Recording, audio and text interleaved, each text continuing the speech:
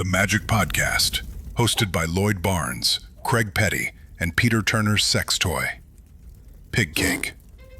This is your all-access behind-the-scenes news inside the current happenings of the magic industry, where Craig and Lloyd will thrust themselves inside your ears while Pig Cake squeals in the cuck chair. Every Wednesday, they'll rant, dissect, and give you their raw and unfiltered views on the art of magic. This is your final warning. There will be bad language, cuss words, fuck bombs, and multiple references to Ted Carmilovich being a nonce. So if you can handle it, lock your doors, take out your deck, spread it nice and wide, and brace yourselves for the Magic Podcast.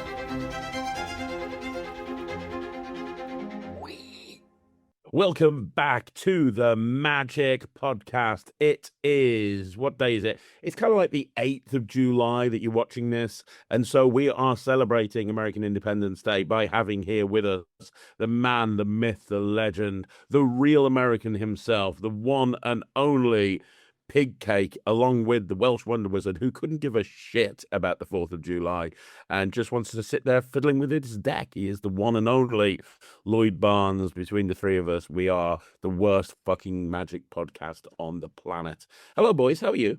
Why would I give a fuck about the 4th of July? Well, it's Like, been Last year, no, I think 5 years ago I gave away a sofa. I haven't celebrated it since. That's you know what I really mean? funny. You know, Craig, I thought that it was gonna go, oh yeah, we have this gun-toting USA, and then you'd say Lloyd. That would have been really funny. And then that was Pig Cake. Like it would have been a good bit had you done that intro for Lloyd Sorry, and then for me. it's You've too been early. away the cake from home, right? I was away, yeah, I was in a You went to swinger see- town. wait, do you know where went, Craig? He went to line the streets of New York for the Taylor Swift wedding. How cute is that? Oh, Dress like no. this. You know, for a hot second, I thought you were gonna say something else about lining the streets of New York, just because, you know, I happen to be a little bit. I'm not even gonna keep going with that. But good to see you guys. Happy to be here on a 2:00 in the morning. It is know, July. Did you have a good 4th of July? I know it's I big had a for you. phenomenal 4th of July. Yes, we celebrate here quite aggressively. I went to Sebastian, Florida, which is a fucking white person town north of Miami. And it's pretty aggressive what they do for 4th of July. We went a little parade. They're throwing candies out. They're playing Born in the USA by Bruce Springsteen, which is the most anti-American song you could possibly imagine. But people, for some reason, think that it's like, yeah, fuck yeah. But it's the best entrance theme for wrestling. Just so there's a little bit of an aside, Craig. I don't know if you know the song "Born in the USA." Yeah. Amazing entrance theme. Who Yeah, did? that'd be great. Who doesn't know that? People from fucking Wales. All right. Everyone knows People- that song. It's the boss. You know, they call him the boss. People that live near the Ruggedly Rose, Ruggedly Rose, which is a great segue. Rose, the Wrigley Rose. Which is a great segue into announcing our next lecturer. And I think we should do it at the start of the podcast because we have a lot of listeners, but majority of people look at those little T-Rex arms, Pig Cake. I'm on a segue. Tonka toy. Yeah, fucking. I'm on a little It's like scooter. you're riding an Are you invisible stimming moped. right now? I'm so excited. I'm fucking drifting, dude. You don't even see it right now. Fuck yeah, dude. On his little, I'd love to see him drifting on a trike. The next lecturer for the Magic Podcast, because we're about 6 weeks away now.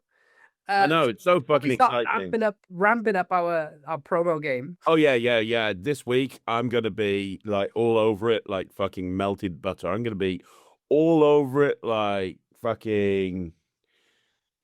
I was going to make a Ted Carmilovich reference, but I'm not.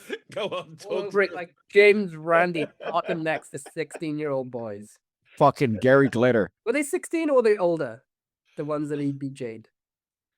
BJ, I think they were allegedly. It was like a sting thing. It wasn't like Yeah, but there from was that video. audio recordings asking like, how much for a blowjob? Like, Like, Can I get a blowjob? Can I get a blowjob? like that with his. No. You're getting it all wrong. You're taking it out of context. It was part of his ongoing investigation into psychic phenomena. He was trying to see if things move without him touching them. It was legit. It's fine. It's not a problem. He was trying to see if psychometry could work with the spectator's mind reader. If they could suck the soul out of him, then maybe they could read his thoughts. But there was only one way to try it. Yeah, and that's through getting a blowjob. Do you guys do blowjobs? Well, I think he said, if I remember correctly, that his thing was that he knew that it was a sting or some sort of gotcha. So then he said, "Oh, you know what? I'm gonna fuck with them." So you fuck with them by soliciting a beach from a fucking minor, dude, from getting a little bit of a fucking lollipop, dude. You know what I'm talking about? A little. No, come on, man. It's a strategy. It's a strategy.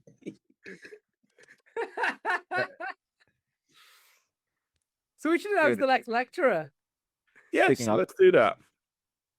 I thought you'd hype it. Normally, you're the hype man on this sort of thing, but I can do it. You want to hype him? Yeah. No, this is a person that needs hyping. I mean, this isn't just a name that you throw out willy-nilly. It's not when you go, "Oh, we've got this incredible convention, and by the way, we've also got Lloyd and Craig there." Like, this doesn't need the Lloyd and Craig fucking fanfare. This is somebody who's a genuine legend. This is somebody who has changed the game over and over again.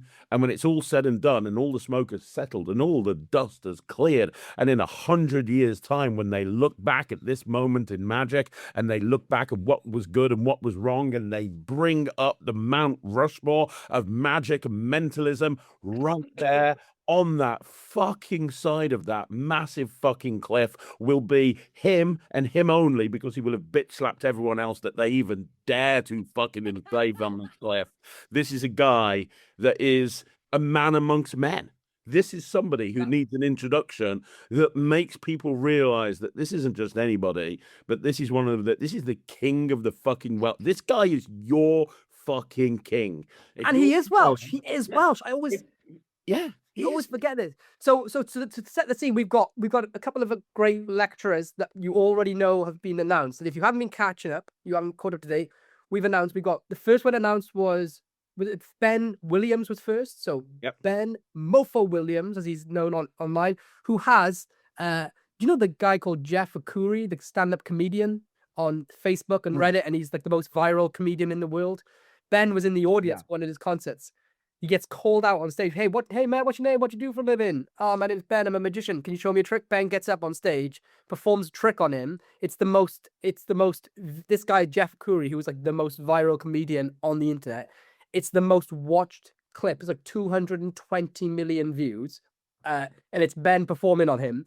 And do you know what he performs? Because he's like, "Oh, magicians are like, oh, come on, magicians are lame," kind of thing. And Ben be like, no, you can't say something about you as a person, you know? So like, maybe if you pick the Queen of Hearts, it show you're a lover. And if you pick the Ace of Spades, I think you're a bit of a maverick. So go ahead, pick one out. And the whole world is watching, essentially. And he's like, go ahead and show everyone what it says about you. And it just says, "I love cock." It's the perfect trick. It's incredible. But Ben is a genius. Ben's a genius. He's a creative genius. He one card link, labeled, fucking what's the trick anything, where I know every professional mentalist used this.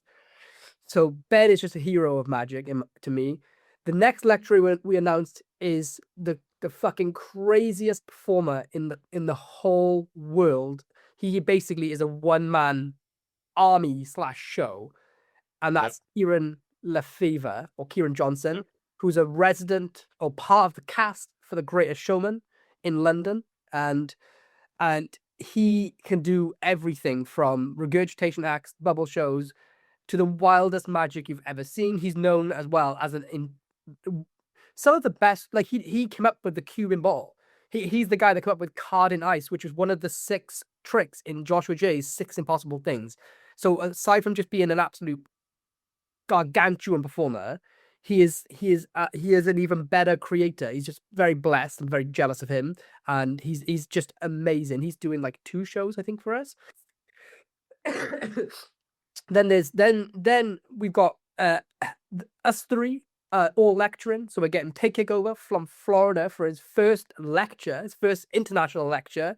And if you haven't seen Pig material before, you're about to be blown away because not a lot of people know, but you collab with some of the best names in the industry, like Peter Turner, Alakazam, and you have published over 1,800 tutorials. You just have a bank of incredible fucking material that I think you're gonna be the runaway star of the I agree. convention, people.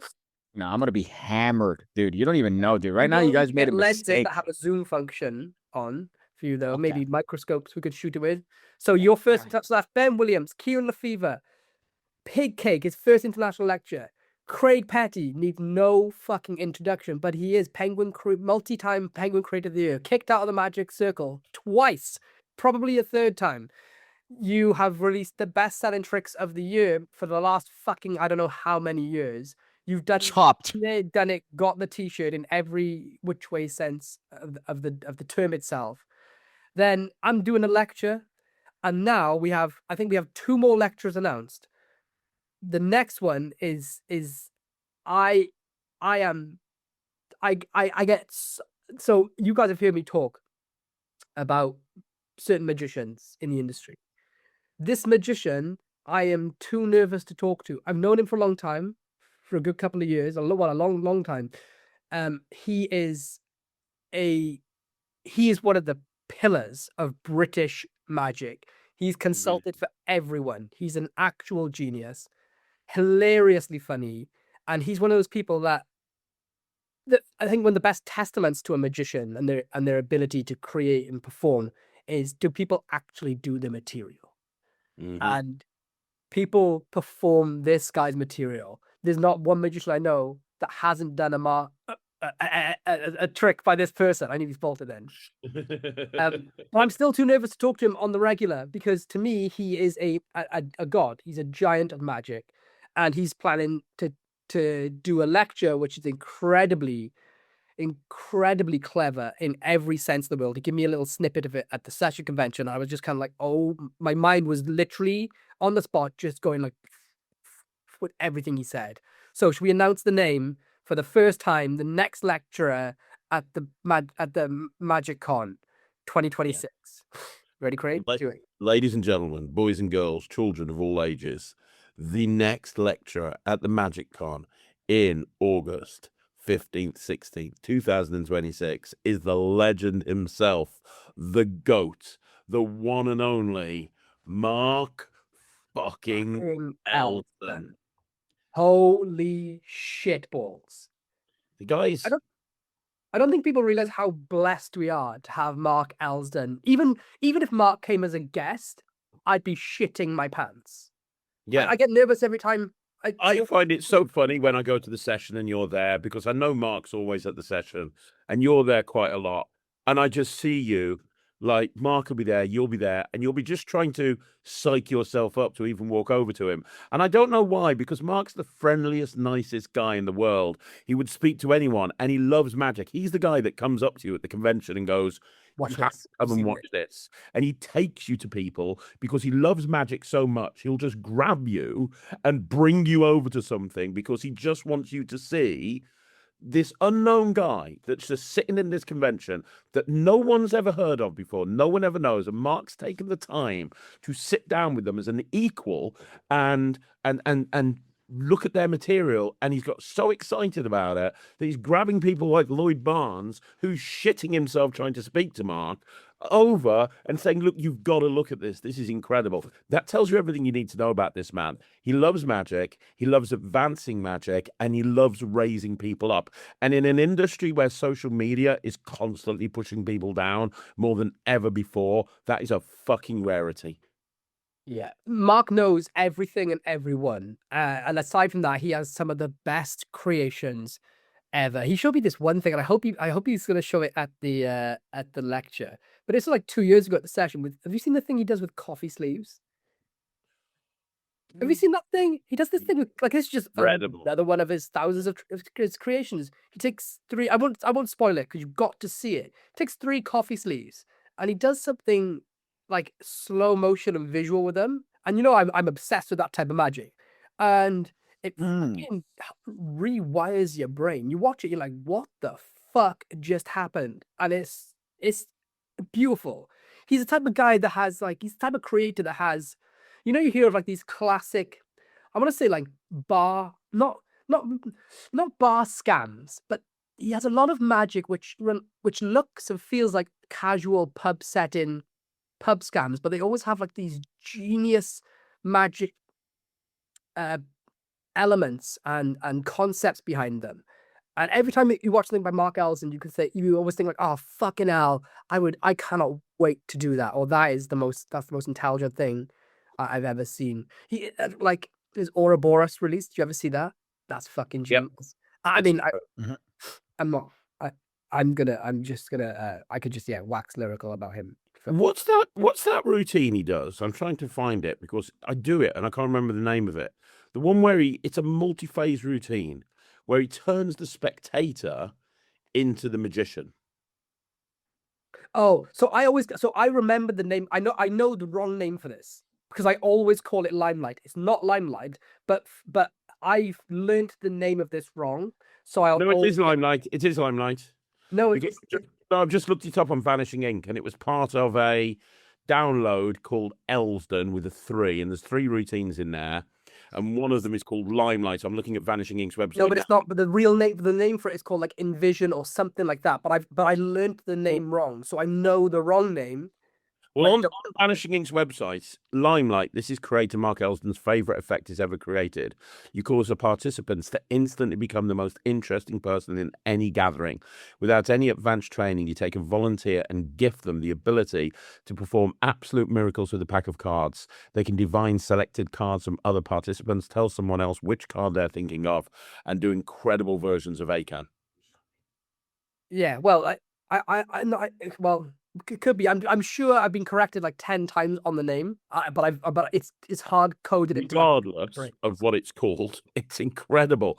I used to do a lot of business networking where I would go to networking events and I would like meet people, and that's the thing that I would do. I'd take phases of that, and rather than me doing it, I'd get them to do that. And what's so cool about it is they don't even know what they're doing.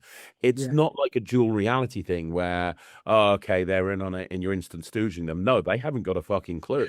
They're as amazed that they're making this acre. Imagine that. Imagine having a spectator that you've not prepped beforehand. It's not pre-show. You're not stooging them, that you're not instant stooging them, and you get them to do the cleanest Akan that you've ever seen. Yeah, Imagine no that. pre-show. Do you know how rare it is to get footage of me performing to random strangers because I don't approach strangers. Yeah.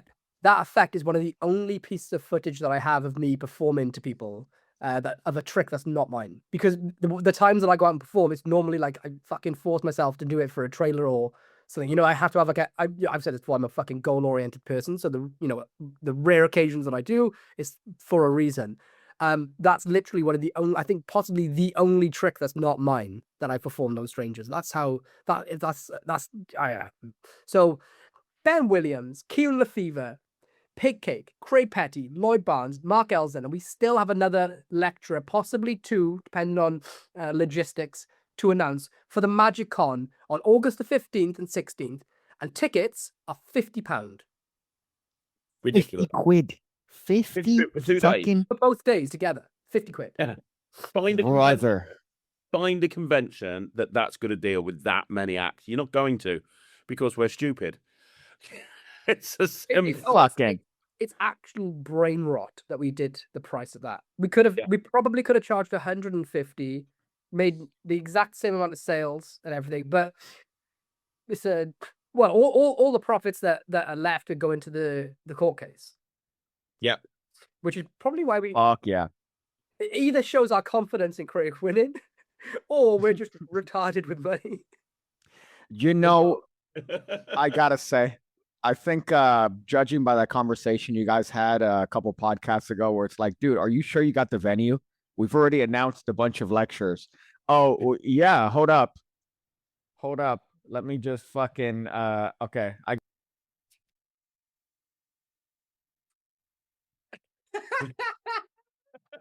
Those of you listen on Spotify, Pig Cake is recreating the muted phone call that Craig was kicking up off for an hour. on the phone, and then got off the phone and was like, "Yep, all fine." Yes. Well, don't worry. We've got a website and everything. It's all good, and it's going to be Yeah. absolutely fucking incredible. It's all good. It's all good. We've still got a name to announce. We've got gala shows to announce. We've got other stuff to announce. But you can get your tickets right now. You can get your tickets right now. That we are going to hit capacity at some point. We want this to be a yearly thing, and we want you guys to be involved. Come hang out with me. Come hang out with Lloyd. Come hang out with Pig Cake for a couple of days. It's going to be amazing. It's going to be legend. Wait for it. Derry. There's a Lloyd is gonna 69 Mark Elston. So where else are you? Magic Live? Do you think that Magic Listen, Live? I'd consider it. If Mark was like, "Get down there, fucking James Randy me," I'd be like, "Oh God, I don't want to, but I feel this power imbalance here that I feel obliged to." I think for make that a thing, James Randy me. We need to make that a thing. That has to be a t-shirt. Make that a shirt. James Randy know- just hanging off den. Do you do blowjobs? Do you do blowjobs? Dude, I love James Randy. I gotta tell you, I don't know if it's like, fucking the Gary Glitter syndrome, but I've watched every single one of his things. But then that video, I remember seeing that video of him like soliciting a Bijah. I'm like, is it like rock and roll? Is this fucking hardcore that James Randy's out here soliciting Bijahs? Because this is 70s, dude. All these fucking what's his name? Mick Jagger. All these guys were fucking, hitting it up, fucking running up the high school, elementary, the middle school.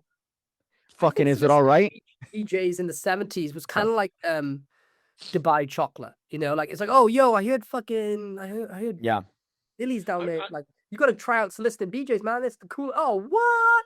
Let's go, Dude. Like, fuck let's hop yeah. in the mystery machine. It's just, I think that you if he was still alive, Pig Cake. I mean, you're quite small in stature. If we put you in a little schoolboy's outfit and shaved you, I reckon he'd love you as well. Dude, it was in Fort Lauderdale. Fort Lauderdale is like 30 minutes away. That's where his whole thing was, I think. And he lived there too, which is perfect because if you live in, I would say, like the Whitey part of Fort Lauderdale, it's definitely the vibe for James Randy. So I could have gone up there and fucking, sucked his little old wiener. That would have been great. And he would have showed me some I don't know. If you ever see him perform, like it's the most ham-fisted. You would have sucked his cock and he would have gone, "Hey, Santa's not real. Mentally real. Anything you've been told is a lie." He would have taken. That was his shtick, right? He would have downed all fake. like 100 homeopathic pills just to get his fucking dick hard. He would have just fucking down just that was a stunt that he would do every one of his lectures, that he would down like a bottle of homeopathic medicine and then be like, "See, it hasn't done anything to me." That whole bit. So he would have done that just to get a little bit of a hard on, so then I could fucking just. I see this podcast was nominated by FISM, even though we stopped for a year at the time. That's So seriously, who the fuck was smoking that much crack at FISM that they were like, we're gonna have podcast of the year. Okay, let's make some nominations. Should we nominate the Penguin podcast that's like run by Eric Tate, who won an award at FISM the year before, and every week they put an interview out with somebody awesome in his interview? Or should we put out no, let's get the magic. They never listen to this. I guarantee you, whoever nominated this for a FISM award never listened to it. Never listened to one episode. I honestly think they just purely went on numbers, and I don't know. Possibly might be. I don't know if I know it used to be, but it's possibly the biggest podcast in Magic. No, we are. Yeah. Richard Young's is pretty big, but he's behind a paywall, so it limits the people that listen to it. What a fucking All right, snob. but these are the most popular podcasts. Yeah, let's put them all up without realizing that this shit is just deranged, heinous. I think if and you guys, ultimately offensive. I think if you guys win again, notice I say you guys didn't because I even win just the first joined the time. furry. Yeah, but you still nominated. That was still close. I think it's up to. Isn't it up to winning viewer is- voters? You'll get first place. That's how I was raised. Okay. Yeah, if you're not first, you're out. Forevermore, I can say in my advertising that I was nominated for an award at the World Championships of Magic. First Fuck not yeah, me. dude. Could I yeah, hope- but is it though? Like, could I? If it, if I was going to do some sort of grand lecture tour, and it was like, okay, FISM nominated. You know what I mean? Like, well, Dude, I gave Dynamo a fucking Sharpie, and then I work for Sky One on my fucking resume, dude. Like, I don't give a shit. Yeah, you fucking add whatever you want, dude. Like, this fucking, oh, I was smelling the air around a fucking company. Yeah, dude, I worked for them. You know, if I, I'm yo, not gonna say nominated. who. I'm not going to say who because he's a pretty big name and he did this when he wasn't a big name. But I've got a friend who went to a FISM years and years and years ago, and FISM was in a different country. And then he put on his website that he represented England at the World Championships of Magic because he was there supporting and representing England, watching. Yeah, seriously. What a fucking legend, dude. That's fucking top tier. I'm not going to say it's not fair. But Name to who? names. FISM or the guy? I'm saying who the Or to guy is. anyone that's potentially booked him. There you go. I knew it. I fucking knew it. I knew it. I knew it. I knew it. I knew it. I knew it. Everyone knows it. Everyone knows it. Fucking hell. What a fucking legend, that man. What an absolute fucking legend. Yeah. Jesus. Fucking make it. But you know what? Lay people don't give a shit. If you put, yeah, I represented England at the Olympics of Magic, right? Which I can now hear in his voice. That definitely, they'll be like, oh my God, this guy has his chops. You know, Yeah. Master Magician is another one. Who the fuck, where's the quantifier for labeling yourself as Master Magician? Yet it's in every business card from every magic nonce in the fucking world. Craig, here's a question. I Mhm. think we've touched on this in the past. You know, when you put on your, I think you've got on your website that you've won awards in Magic, or I know that. Like, I think I've got 1 or 2 on there. I used to have loads. I don't really have many. how important? My question is, how important are they to lay people when it says magicians have certain awards, like Wedding Entertainer of the Year? Or... Less important now than ever before. I mean, look, laymen don't understand what FISM is.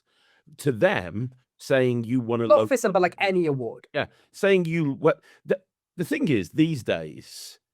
Okay, so back in the day when people used to say, I'm an award-winning magician, I'm an award-winning magician, that was kind of pre-internet, pre-video. You had to say something to kind of get people to realize how good you are. These days, the best type of social proof is having a video demo up there where people are losing their mind. If you're a wedding magician, having loads of photos of brides and grooms and bridesmaids just like obviously having a great time, having a lot of reviews online on places like Trustpilot and Google and Facebook. All of that is more important than having an award saying I am an award-winning magician. It's a little bit like, you know, like when I love what you guys do. It's a little bit like, you know, like in the old days, people used to publish reviews on their website, but then have a reviews page and it'd be quotes, blah, blah, blah, blah, blah, blah. This magician is really good. Bob from Birmingham, blah, blah, blah, blah, blah, blah, blah, blah. This magician's really good. Sandra from Skegness. These days, that doesn't hold the mustard because a lot of lay people know anybody could type anything on a website. So that's why you use external review platforms like Trustpilot, like Google, like Facebook, because that legitimizes the reviews that they're being sent. And the reason you send reviews, the reason you have videos, the reason you have photos is for social proof. It's to convince them that out of every single person that they could book, you are the best person for the event that they want to book a magician for. Having award-winning is part of that social proof strategy. But as time goes on and with the rise of social media and Instagram, it's less important than ever before. If you had award-winning on your website and somebody else didn't have award-winning on their website and they just had I'm a magician, but you went to their social media and they had a much more vibrant Instagram with more relevant photos and more relevant videos to the type of event they're booking, and the other person didn't really have anything, you go to their Instagram and they've got one post from 5 years ago going, I'm setting up an Instagram account. They're probably more likely to go to the second person. So now, more than ever, award-winning is less of an issue. Put it this way, I've won Creator of the Year 4 times in a row with Penguin, with Alakazam, 2 times in a row with the Allen Magic Society. I've won I could spin that to lay people and I could put I create all of the magic that magicians do, and I'm a multi-award-winning creator, and I've won more awards in the magic industry than anyone else. You won't find that on my website at all anywhere because it doesn't really make a difference. I was gonna say, like, I went through somebody was trying to book a kids magician at my kids' school, so they reached out to Kaylee, was like, does your husband know any kids entertainers? So I didn't know, like, because for the age group they were looking for, because I know some kids like there's some fucking Sean Davis in Wales is my favorite one of my favorite magicians in general. He's fantastic kids entertainer, but it was the wrong like age group. So I went online. I was like, I don't actually know anyone who's right for it, local, like within 30 miles either side of the school. So I searched for a few, and I thought, maybe it's because I know a bit, but like I basically went for the one that had like the best online presence, like the one not as in like the most followers, but the one that had like their shit together, the one that had the best website, the one that had videos of them performing, and then I also looked for, one thing for me was I looked for who had their price visible for per show per hour. Okay, well, I don't know if that's a smart move or we not. I'll tell you, right. So we don't put our prices on the internet, on the website, and we never have. And there's an argument back and forth in the industry as to whether you should or not. The reason that we don't put our prices on the internet is we have like almost 100 entertainers. We need to get a lot of gigs in to give everybody the gigs that they need. We need to get hundreds and hundreds and hundreds of gigs. If you put your price on the internet, if you put your price on the website, they have the information they need. Yeah. So in other words, now the only way they can compare you to somebody else is based on price. Yes, they can look at your website versus somebody else's website.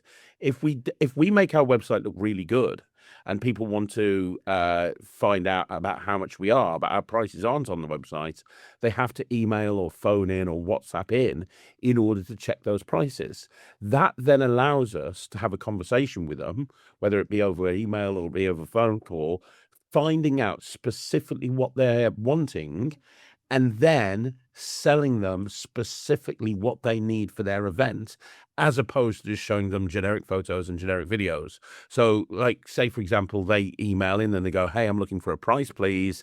It's for a party in July. My daughter's 3 years old and she's inviting some of her friends and it's in a house. Well, we can then turn around and say, we specialize in parties in people's houses. We actually have specific equipment that will work in a person's house. Also, we have a Tiny Tots package, which is designed for younger children. We can be very specific with the quote and the inquiry, and it allows us to sell to them. And what we're really good at is our sales. Our sales and our conversions are really good. So we don't put the prices on there because we want people to contact us, because we find that when people contact us, we're more likely to book them in and convert them. And also, it allows us to see their mindset.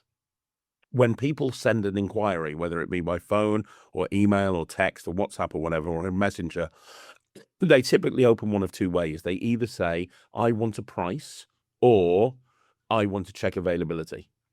If they say, I want to check availability, they're sold on you. If they're not asking about price, you know that's the easiest sale in the world. You just have to convert them. If they say, I want a price for this date, you know that they're not specifically sold on you.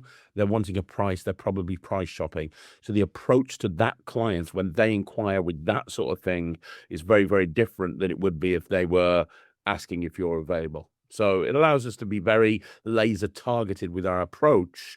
And it doesn't do any harm because the website's good enough and the videos are good enough and the social proof is good enough that when people see the website, they want the price. So they're going to phone or email or ring or WhatsApp in order to get that information. You're gonna you got more guarantee of like locking that sale in once there's a human connection there. Correct. Yeah. It's funny because like because I'm there's probably more to do with me rather than not make a phone call. But a big deciding factor was for me was that the price was visible. It's like, okay, right, I don't need to, but like, yeah, but I get it. We test everything. We went through a few years ago. We went through a process where we actually put prices on the website for a couple of months. Inquiries went down by 60%, and then conversions stayed the same. was the worst thing we ever did. But if conversion stayed the same, Yeah, conversion stayed the same.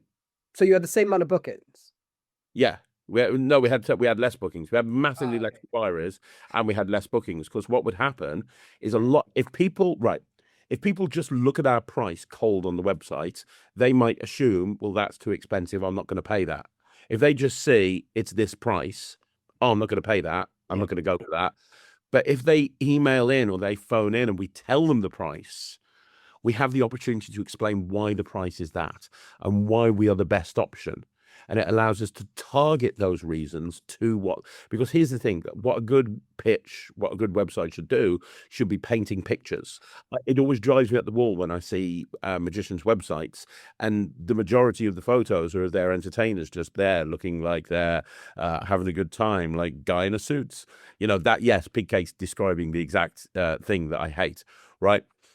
The best type of website are websites where there's photos of, like, using a kid's party for an example, kids losing their mind. They're all having a great time. They're laughing, they're giggling. Because here's the thing, if a parent is looking to book an entertainer for a kid's party, they don't want to do it themselves. They understand that they want their child to have a great party, but they don't want to do it themselves. They are worried that that party will be a success or not, which is why they're hiring an entertainer. So you need to, as part of the sales process, you need to work out exactly what their pain point is. You need to work out why they're wanting an entertainer. And then when you're pitching them, it's not a generic pitch. The pitch is designed to tell them the reason why they should book you based on why they're inquiring in the first place. And that's kind of really important. And you can't do that if you just stick the price online. So there were people that in that period of time that I told you about, there were people that were going on the website, seeing the price, that have no other context other than this is the price. Okay, I'm going to go elsewhere. But if the price wasn't on the website, those same people would ring up, and before we give them the price, we've told them why we are the best person for the gig. And they're like, well, okay, even though they're more expensive, we're going to go for those because of the reasons that they've said. It's sales strategy. It's stuff like, fear of missing out, FOMO, greed, indifference, fear of loss, tone of voice, all of those sales techniques that work really, really well. It allows you to use those sales techniques when someone's contacting you, whilst if they're just going on a website, it's very easy for them to click off. The other thing is, and I'm getting really deep into this now, and I'm not going to, but if you want your website to be shown more regularly, from an SEO point of view, you want people to stay on the website as long as possible, because Google are always checking to see how long people stay on websites. And if somebody goes onto a website and stays on there for 30 seconds and then leaves, and lots of people do that, that website's going to be less popular, because Google are going to look at it and go, well, everyone goes on that website and leaves very, very quickly. So that website's not giving them the information that they want. If you have a website where there's no prices on there, they're going to stay longer, because they're looking for prices. There's no prices. They're looking around the website. Then they're going to have to fill in a form in order to get that information. It helps from an SEO point of view as well. Fact. Great. World class information here provided by Craig Petty, right? It's a shame, though, that all that, you really don't need any of that, because all you need to do is pay 80 quid to Tony Hassini and have a picture receiving an IMS Magic Award, and you don't need any of that. That's the life hack. You don't need to worry about your website or all these, packages that you have. Just have one picture with Tony Hassini with his ramen noodle hair and an award that you paid for. All right. And then that's all you need. Lay people, I think, understand that. Even people looking for parties, they know that. I'd love to know the type of award he'd make up for me. What? No, Hunt of the year. Next question for the day. I need some inspiration. What are the newest releases this week? What's the thing? What's the stuff everyone's talking about? I heard the thing called Sucker Punch 2 is coming out soon. Sucker Punch 2 is dropping incredibly soon. I think I was talking to George Murphy's yesterday. I actually talked to George Murphy's yesterday as well. Did he reach out to you as well? No, I had to reach out to him because I'm not important to him. But he told me that he might have told me different information, but what he said to me is he's ideally wanting every dealer to have them in their hands by Magic Live. Yes. So yeah, he said, I said, I said to him, "Yo, you better not fucking." Because what happened with Credit Crunch was we worked on it for like 2 years, maybe. 3 years, actually, buddy. Yeah. And then when it came to crunch time, they were like, "By the way, we're releasing it on Wednesdays." Oh, what the fuck is like? Okay, There shit. was no fanfare. There was no fanfare at all. It's ridiculous. No. So, so then I said, so you said to me, Lloyd, they better not drop this out randomly. I was like, the fuck they will. So I messaged George. I was like, don't fucking do this. And he messaged me yesterday saying, "Yo, we're releasing it tomorrow." No, you're fucking not. And I was like, what the? And he was like, ha ha ha, kidding. We'll release looking like, and this is probably exclusive. But end of the month. So 3 weeks from now, Sucker Punch Revolutions will be on sale. And Lloyd has just told me the price for the Sucker Punch Yeah. Revolutions. It dropped me out my chair. I don't even know. Look, as Pigcake, has Lloyd told you the price? I'm not sure if I can say the price yet. No, I'm not going. I don't want him to say the price. I'm going to put it in the chat. Well, because- I thought it was Yeah, we talked about it. $75. I'll say this. I Mhm. thought it was going to be $75. Yeah. And it's less, like considerably less than that. And you get It's a very good bargain. it's fucking rammed. Like I don't know if anyone watched my live stream on Friday. I was there for a while. Yeah, you were there in the comments. I showed that sneak peek of the trailer with you in it. There's a fucking there's seven gimmicks in that set without the regular chips and the extra stickers. There's 7 fucking some of them are mechanical as well. Gimmicks in there. It's crazy. Yeah, sick of But shit. But the that, price. Sorry. no, I was gonna ask you just questions about it. I was just gonna ask you. You could do everything from the original Sucker Punch with this new iteration. Yeah. Pretty much. It doesn't have a split chip in, Mhm. but it's got literally fucking. Well, the original thing had 2 gimmicks, right? It had 2 split chips and 2 expanded shells, or 2 shells. Yeah, this has 7 completely different gimmicks from that. The only one that might be similar is a shell, 1 Mhm. expanded shell. So, but 7 gimmicks. 6 of them are completely different, and there is 1 in there which is completely brand new, or two actually that are completely brand new you've never seen before. Anyway, yeah, but the price point, I think the price point is going to be so low, because the original one, it blew up, but people forget it was for to get people into coin magic. It was entry level. This is not going to replace your Todd Lassen coin sets for those professional magicians. This is to get people into coin magic and give them a good fucking springboard into exploring gimmicks and performing with them. So I think the price point is accurate, Everyone was doing Sucker Punch. Everyone, dude. I couldn't fucking watch a video back then. Look at that. Yeah. He's got Sucker Punch 1.0 tattooed as a potential kicker to a routine. But that's fucking nuts that now this one, it's so weird, right? To see how fast time flies, because to me Sucker Punch just came out. I just imagine watching all those videos of people doing the glass stuff, doing the brief fly and all the other, basics you get with it, and then seeing where it's come from here. It's kind of ridiculous. I was kind of taken aback when you showed me the individual gimmicks, and it's fucking, for that price, fuck you, dude. Yeah, it's fucking, honestly, it's yeah, for the price point that it's going to come out at, people are going to be very, very happy. It's just, yeah, I don't know. I think it's cool, but anything, but we could talk about, we're going to fucking probably bore people to death with how much we're talking about this at the time of release. So is there anything? Okay, I'm going to get, let's look at some products that have come out and we can talk about them. So this is one that Penguin have just dropped. And you guys have just dropped. You might recognize it, potentially, from a little while ago. But they got Cash and Wallace. Do you know Cash? He's got such a Yeah. Yes. We've got Cash to do the demo for this. It's called Formation by Penguin Magic.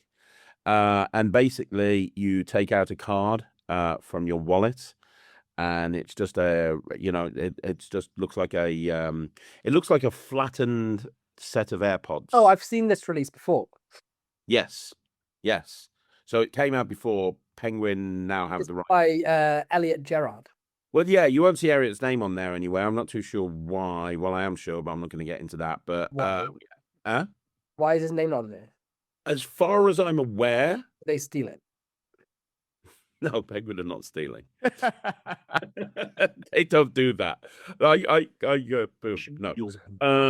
they. As far as I'm aware, he didn't want his name on there. There's a bunch of like That's- social media clips of like Madison performing this on his Instagram. They should use those. He didn't want his name on there. As far as I'm aware, That as that far that tracks. I'm sure he went. Well, I don't even know if he does magic anymore. He left the industry, didn't he, to become an artist? So But I am 100% sure that Penguin are, they are bringing this out legitimately. I love.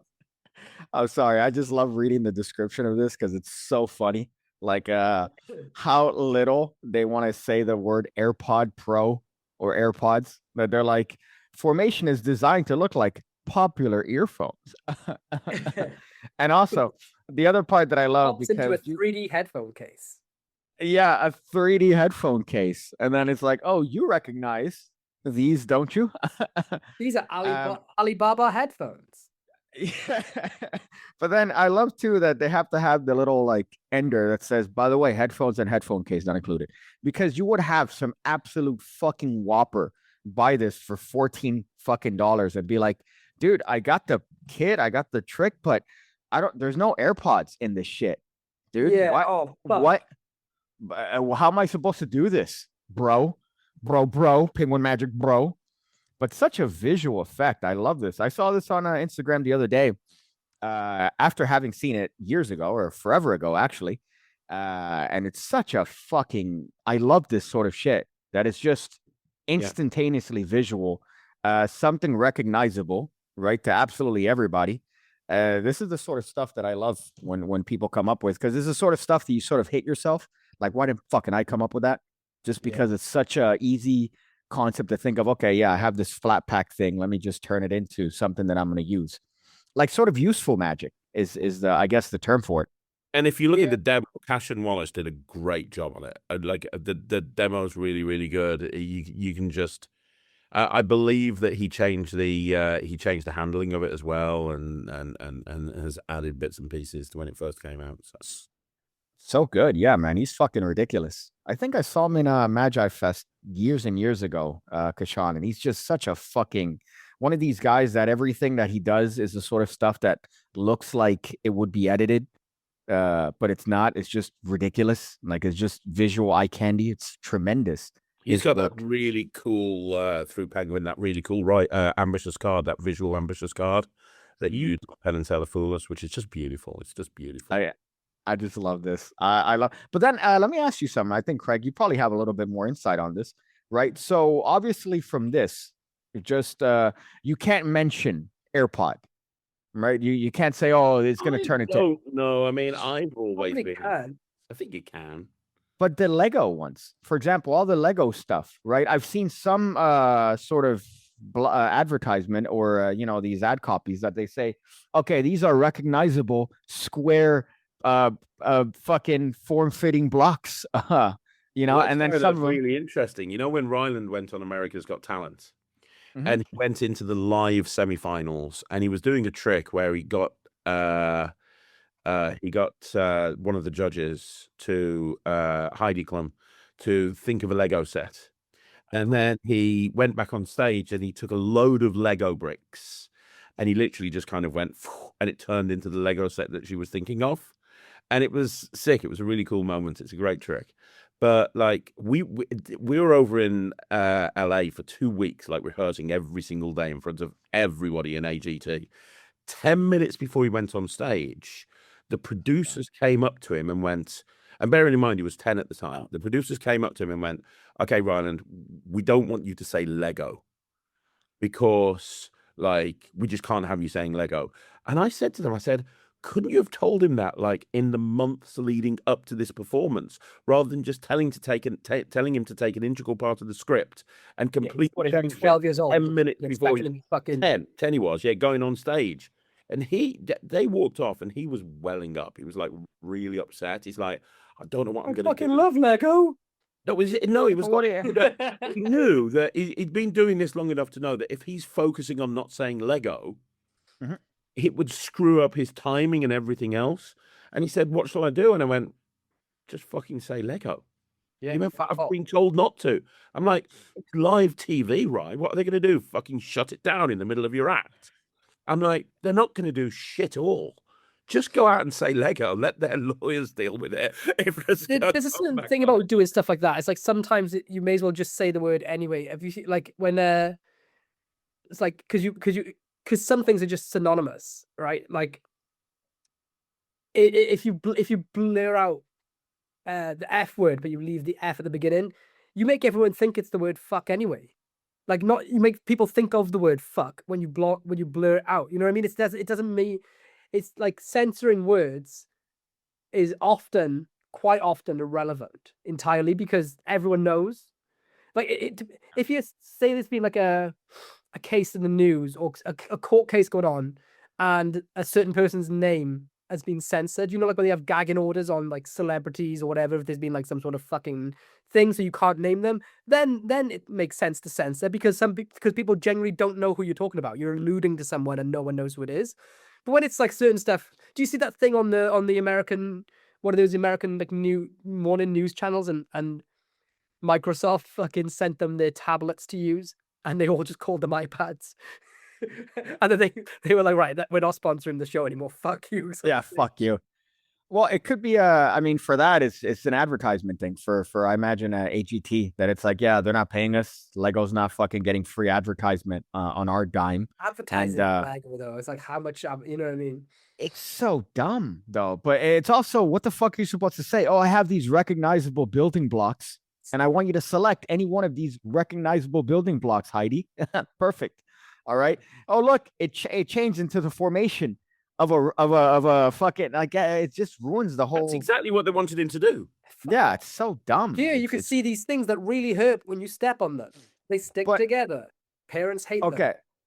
I could even, but here's the thing, I could even understand that, right? As much as a shitty move as that is, I could understand that. But when you're selling something that's involving this product, I wonder what it is, because I've seen it on sort of Penguin and all these other that's come out with like that little as much as it pains me to say, it's such a great fucking idea with the magic wand with the Lego, just because it's so virginy that you have the little blocks that are like forming a magic wand, and it moves, a little white piece moves up and down.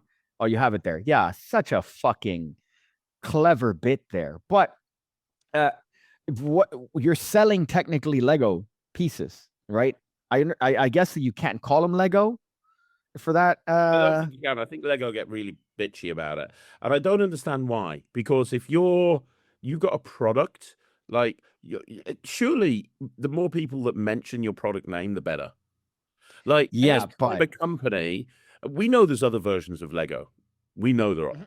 But anytime a company has their name used as almost like a verb, like you don't search for something, you Google it. You know, you don't play with bricks that stick together. You play with Legos.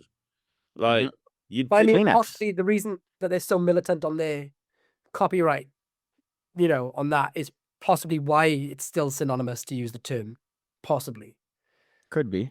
Yeah. But it's just such a, I don't know. I find it, I want to find out. You know, the other one too. As a matter of fact, a viewer of this show, Mike O'Brien, that he has a lot of work with like Monty with Pokemon cards. So I'd love to see the sort of back end. Maybe he could sort of explain that in the comments about, you know, if there's any sort of like, hey, you're selling something with us. But I guess you could resell cards Normally easily. what happens, Picking, is that you get a cease and desist. So Yeah, time in the other occasion, so the company, if they hear about it, I mean, Magic is so niche and small that most of the time they don't just hear about it. It's normally another magician will snitch, and then you'll get Oh a my cease and God. desist letter that says, "Hey, you're selling an imitation of our product. Take it down or go to court." So you take it down. It's very rare they go straight to war, unless like Yeah. those occasions are normally if people are doing like millions of units of something, like a rip-off iPhone or something, you know. That's so funny. Well, I guess it's the same thing that you can't sell like something that's intended to be a replacement for whatever it is that is the original item. Same thing with video work. Like you Yeah, can't put a video. There's ways around it as well, because there's copyright, but there's also parody law as well. So parody law is really helpful to protect you.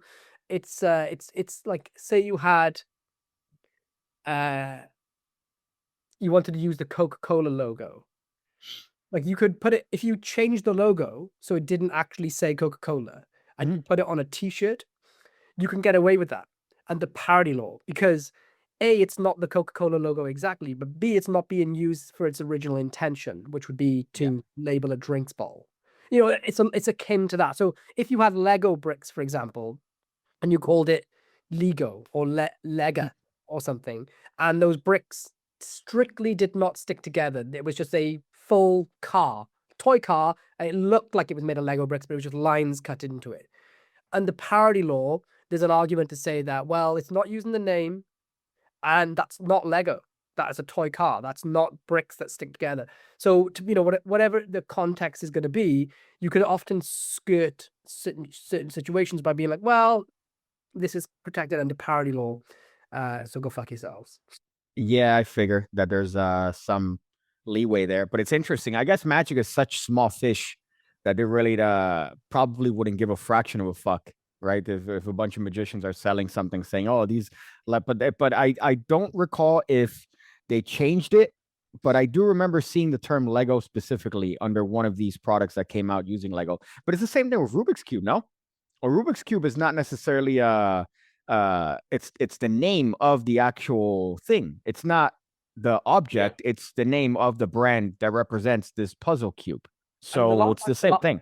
With Rubik's, the last I heard, which is going back like 7 years ago, I was chatting to Roger, who owns Phantasma, and he has the rights to all Rubik's Magic, official Rubik's Magic. The last time I spoke to him in person. So like, he actually like acquired, I don't know whether he paid a premium or he pays commission or like a licensing fee, but he's the only person that's allowed to make official Rubik's Cube Magic. Which is dude, could you imagine? He's just there fucking just getting rained on from all the virgin Rubik's Cube payments sent his way from every magician that's like, oh, you think I have a second one in the bag? Also, by the way, things that are underrated that magicians are sort of raising the value of, like as far as you don't really pay attention, but brown paper bags. I think magicians are the highest consumers of brown paper bags in the world. Like, you don't really think of things that magicians use. Sharpies are the same sort of. When Acme Hole came out, and every now and then on Amazon, globally, well, at least in the UK and the US, sales, so trending items would be prim elastic thread with 1-inch black velvet stickers. And it says people often buy these things together. So it would be prim elastic thread, black stickers, and hole punches, or the circle cutters, would be recommended things, and they would start to trend at certain points. I used to get sent screenshots like, yo, this is fucking trending in the US. And it was clearly for Acme Holes. That's funny. It's like for me, it shows up for some reason a barrel of lube and a fucking Bounty quicker picker upper paper towels. I don't know why, but they show up together. It's a mystery. Yeah, just like all my advertisements. Sorry, I was going to keep going. It was at that age. When I bought out the Heroes and Villains deck with Penguin. It was not how I wanted it to come out, in all honesty, and it's fine. Yeah. But the original deck that I had, that I still have, no one else has got one of these but me, and nobody will have one of these but me. I have the coolest fucking Heroes and Villains deck, because the Heroes and Villains deck, it's 26 heroes, 26 villains, and the heroes match the villains, right? So in the original one, I had stuff like Biff Tannen and Marty McFly. I had Sonic and Dr. Robotnik.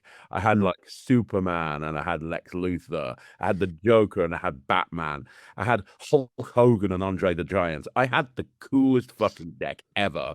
And unfortunately, when it came out, because we had to use characters that the IP had expired on. Ah, Ended up with fucking Snow White and the Evil Queen. I had stuff Dick like Turpin. Medusa and fucking Hercules and all, Also. like Bat Person. Sherlock and Moriarty. Back then. Bat, you had Bat Person versus the clown. I love that. You can't probably clowns derogatory these days. Bat person versus humorous man. A humorous man, right? It was like 10% difference, so you can't recognize it. But the Batman logo is like fuck. Wonder Animal.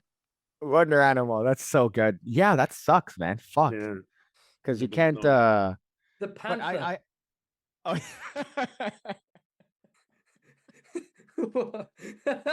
I love that. Super person. It would have to be like a fucking extraordinary individual, and he gets his power from the yellow fucking mustard. Whatever the fuck, the yellow of the mustard can. It's fucking great. I love the fucking alternatives that you have to come up with. The mental fucking Was gymnastics. Popeye one of the heroes? Yeah. Say again? Popeye one of the heroes. No, you should have been. No, that would have been really cool. Well, No. fucking Disney, man, had their thing recently with the mouse. That the mouse, I think, reached sort of copyright or whatever the fuck that it became, not fair use, but whatever that term is.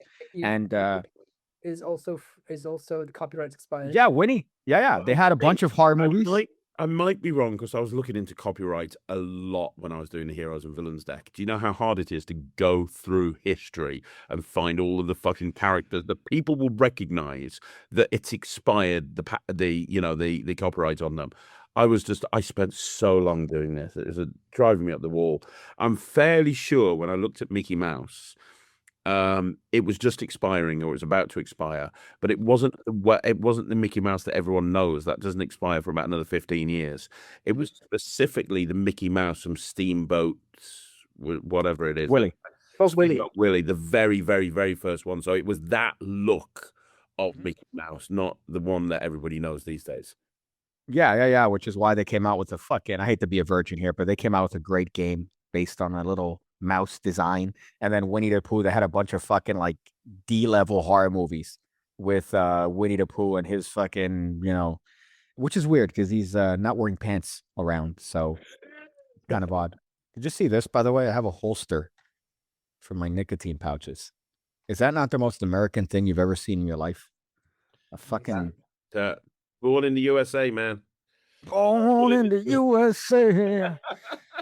Gonna kill the yellow man. I'm telling you, the best fucking anthem that Americans should adopt for their country. And I don't know why it's not caught on, because it is the best fucking anthem. No.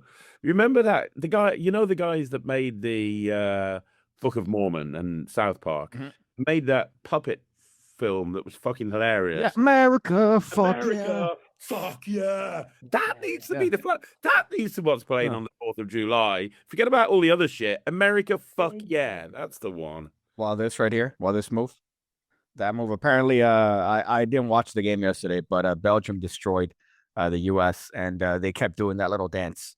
And yeah, because I'm not political, but the American team got a red card in the last game, which meant their star player couldn't. Don't hate the player, hate the game.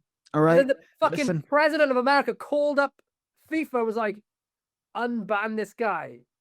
Or I'll the president of FIFA. All right. Unfair, unjust. Even though you have that picture of him like just fucking stepping on that guy's ankle. Just, take it, motherfucker. It was a very such a bad example though. Like the next generation are truly going to be horrific. Like if they think that every problem can be solved with corruption, like every problem can be solved by corruption. That's the thing. Yeah, well, it fucking can be these days. The problem, the modern culture. So there's no consequences. There's no consequence. All right, you're just jealous, Lloyd. In Wales, your team didn't make it. All right, America had a great chance. Fake news. All right, my Trump is the worst. I have the worst imitation. But you know what? I think it's the cadence. Yeah, it's the cadence And then this is all you need to just, just make it seem the best magic trick I've ever seen. He's the best magician.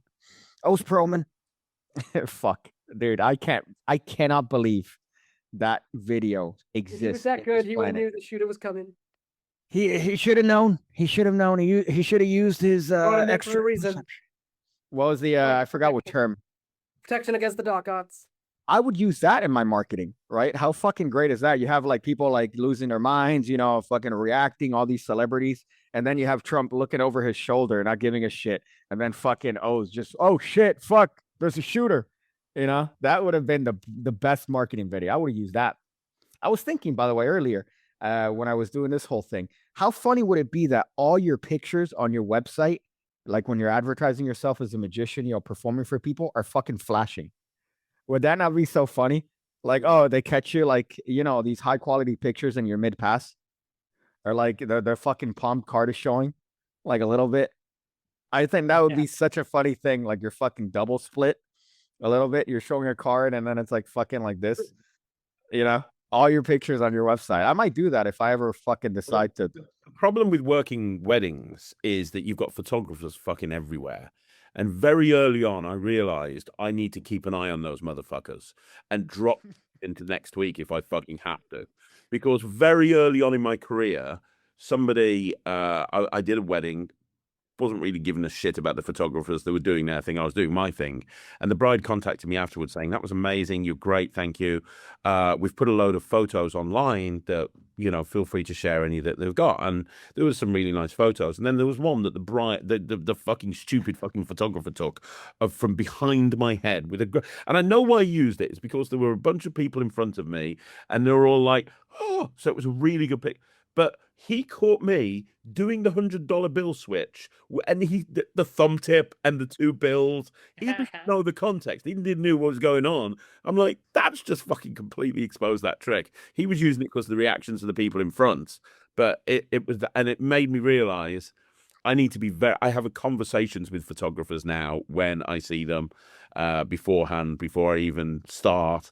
And I'm very hyper aware of what photographers are doing. And if I see one of them come up to me and he's going around the back, I'm fucking clothesline that motherfucker. I'm like, no, get around the front, you cunt. I don't know if I've mentioned this, but do you remember David Letterman when he had a Magic Week on his show? Yeah, on there, amazing.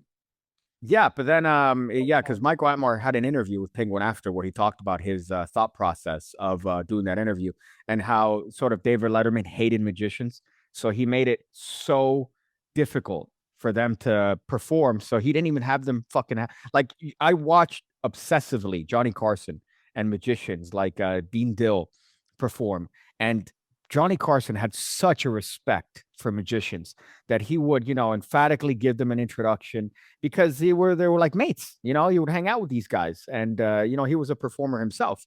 So it's funny seeing the difference between him and someone like Letterman that's like just out to get these fuckers. So I know it's dated, but it's such an interesting thing to see because he didn't even give them a table. He's having them sit there and fucking do their tricks on his table. And, they're trying to do the fucking, the one that stands out is, I think, John Carney doing the cups and balls. And every single load was flashed. And he's one of the best performers. If you ever see him perform, he's fucking unbelievable. But everything, just because the angle, he's there. Imagine it's fucking David Letterman's here, and you're having to sit on these awkward chairs doing cups and balls on his table, and the camera's here. But they didn't give a fuck. I spoke about this before, about magicians, and I do this myself. That's Carney's fault. That's entirely on Carney. It's entirely on Carney. It's the same with Banachek on Rogan. All those fuck ups on there. I mean, he got through the tricks, but the bad performances and the fact that he got so scrutinized was entirely on him because didn't do his. He might say he did, and it would have just been wrong. But do your fucking research on when you're gonna perform, especially if it's high stakes performances. Fucking work out what your lighting, your environment, your angles, your position's gonna be, the audience above you, beneath you. Is your host? Is he somebody that's gonna potentially be Hunt? a cunt to you, or is he somebody that's going to enable you? Like, who's good? Like, I know people hate him in America, but I maybe there's more political reasons. But Fallon seems to be a great lover of magic. When he watches magicians, he freaks out. So you can get away with a bit more if you're going to be on Fallon, right? Even that's Yeah. right. People hate him, but he always looks like he does good for magicians, right? He always like amps the magician up, makes and freaks out. So you can tailor your performances to know what could make him tick. And with Letterman, I don't know what Amar said, but I'm very much assuming he did the fucking research, and because his performance is so memorable on this. I think he had the hindsight of being able, because he was the last one. I believe he was on Friday. So it's like the human centipede, right? You want to be the first guy. You don't want to be the guy in the middle or in the back. So Michael Amar was the guy in the front. You know, he was the one that saw everybody get fucking attached. He's like, nope, I'm not doing that. So his magic was catered towards being able to, he said that he wanted to make it seem like an interview, like he was being interviewed and he wasn't, you know, performing at the bequest or the behest of fucking David Letterman, that he was leaned back in the chair. Like and it was such a good telling interview as to how fucking genius Michael Amar is. But I think they were kind of taken by surprise, at least the first one, that Monday show. Whoever that magician was, you're fucked because you're anticipating that he's going to cater to you and, you know, at least have a fucking table set up. But yeah, you're right. I think that at least Tuesday forward, you should have seen that Monday performance and been like, oh, he's going to fuck us. Okay, so I'm not going to perform. There's two ways to approach it, I think, though, which is the so the way I would approach it is the way Amar approached it, which is what I did at my I do all my lectures. But is I fucking clock my venue, and I ask a couple of questions and I speak to the lighting people to make sure I got certain things in place. The alternative to that is if they go, I can imagine if they went like, we're not giving you any information, or we haven't, you know, it's going to be live, so it's very much a free form moving situation. You're going to have to adapt. Could you imagine someone like David Williamson going on there? Do you know what he would have done if he wanted a table? He would have walked into the audience and taken a fucking table. And be like, right, Yeah. let's go in here, boom, we're doing it my way. You know what I mean? And just fucking, he would have done it. Like, so there's like when Williamson did his Penguin lecture, he wanted a real spectator. So I don't know if it was staged, but it looked fucking real. He ran out into the fucking street and dragged in a layperson off the street to be a spectator. That's the shit that you need to fucking do. There's two options, right? You plan, prepare, get ready to fucking enact it, or just brute force what you want. And yeah, and the people who do either of those are going to be so much better. What are the chances that David Williamson didn't get a fucking meth head? What are the God he didn't get a meth head randomly going outside. He picked somebody who was like cognizant and able to. If he did though, it would have been so good. He would have made it. He would have made it work. Like, you know, if I'm going on there and I've got cups and balls as my planned thing, and they don't supply me with a table, and I don't feel inclined to get up and drag if it doesn't suit my style, you know what I'm going to do? I'm going to walk to the dollar store. I'm going to grab a deck of cards, and I'm going to do something that can't. You got the world watching you. If you perform the cups and balls that much, you know you're going to flash on screen. You fucking know it. And that's your career. That's your fucking reputation. Do something else. Do something else. Yep. The Banachek one, to be devil's advocate here, they did work together previously. They had a show, Joe Rogan Explains Everything. And I remember Joe Rogan being on that show and Banachek just murdering him with stuff like the twisted spoon or fork bit. And Joe Rogan. And to be fair, I think he was high as shit. Rogan, while he was filming that, he said that he was just blasted the entire time. So I love the reaction of like Banachek bending the shit and then Rogan behind him with like wide bug eyes, just fucking what? So I think changes the context a bit if he was sort of blindsided by someone he thought he could trust. I think that's what it was. That Banachek went to the show thinking that he could do the stuff that's worked before years prior and doing it that way. But I did not know that. Then again, I think the what you're doing there is that you have to do you have to do stuff that's able to be scrutinized because you know that it's going to be scrutinized. You know that he's going to go, wait a second. That's why Blaine's performance is so much infinitely better on this because everything he did, it's you know, as far as magic goes, you know, everything could be discovered how it works. But Mhm. it's like the stuff he did was either blurring the lines for real, like he was putting shit through his, like piercing his mouth and sewing his Mhm. mouth shut or whatever the fuck he did, or spike through the hand. So that's real. Or Well, stuff Rogue, like Benedict Cumberbatch. Perlman, I think, was a great example of where he did the pin coat stuff, and to this day, people are still talking about that revelation. How he got Joe Rogan's pin code? How did he manage Yeah. to do it? What did he fucking watch him? How the fuck did he manage to do that? Magicians are still up in arms as to how he did that. So that is the right approach. Doing something that's absolutely impossible, not only for him but to anybody watching, I think is Yeah, a move, yeah. which is not easier said than done. But I think I've not really done much on TV at all, but I know I it see you does. cheer for Ryland. Yeah. I'm in the audience. But I think there's fucking layers to this. And I think part of the problem is that as a magician, you get an opportunity to go on TV and you think, oh, I'm just going to do my normal shit. I'm just going to do what works. I'm going to do my 1,000 timer. And one thing I've learned from speaking to people who consult with acts that go on TV a lot, like you and like Pete Turner, is a lot of the time when you see something on TV, it's completely fucking layered. Like, the perfect example is on the Dynamo's Dead special. I was speaking to Pete about that, and Dynamo does that thing where he's doing that that out of this world on a glass table with the camera Oh, yeah. pointing up. And very magicians clever. everywhere were talking about how that's bullshit and it was set up and it was stooged. And Pete and I talked about that, and he told me, because Pete was the guy that came up with that whole thing, that whole bit, and he told me how it was done.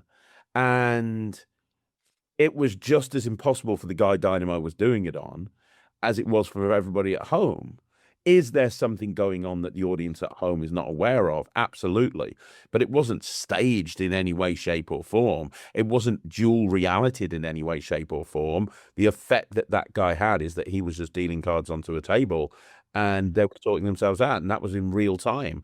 And it was having that conversation with Pete that made me realize that if you want to actually go on TV and really fucking stand out, and not just be, I'm going to do an Omni deck and I'm going to do an ambitious card. I'm going to finish off with double cross. If you want to go and be the guy that has everybody talking about you, you either have to hire a consultant who knows how to do that shit, which is why so many acts on AGT have consultants, because they know that, or you have to really seriously think through, and it's not good enough to go, I'm just going to do the thing that I did 50 times the night before at the gig the night before. And although I don't perform on TV, I've spoke to enough people like you, Lloyd, and you, Pete, to understand that it's really layered, the stuff that Yeah, happens. there's a lot more. There's a way more to it than people think. The only people that can really get away with doing the same shit as everyone else over and over again, well, there's one which is the exception to the rule, which is David Blaine, because he's David Blaine. Like, he is the new Houdini. He's the modern day Houdini. Or people with exceptional personalities, where you don't give a fuck what they do. It's not about the magic tricks that they do. It's Like Piff the the Magic Dragon. Piff or he does have creative effects. It's like Jack Rhodes as He well. does He have- has creative effects too. But certain, like someone like a Paul Daniels, rest in peace. You know what I mean? And I'm trying to think. Wayne Dobson, again, also rest in peace. People like that, and Penn and Teller. Like, have you seen them do the ball and vase, the kids' toy version of it? Those type of acts, it doesn't matter what they do. They can go on TV and they're gonna be rock stars because they are just rock stars. But for most magicians that I know, they use magic as their shield to protect them from having lack of personality. And I don't mean that in an offensive way. Should be offensive. Should It's like be Ed Sheeran offensive. says he doesn't like to do interviews without holding a guitar, because he says like his whole persona is music. So he says he just feels so weird not having a guitar with him. And I respect him for fucking saying that, because some people just pretend they do. It's like, so the only magicians that can really get away with doing like double cross and the same shit as everyone else are those that you just love them. Mhm. You know?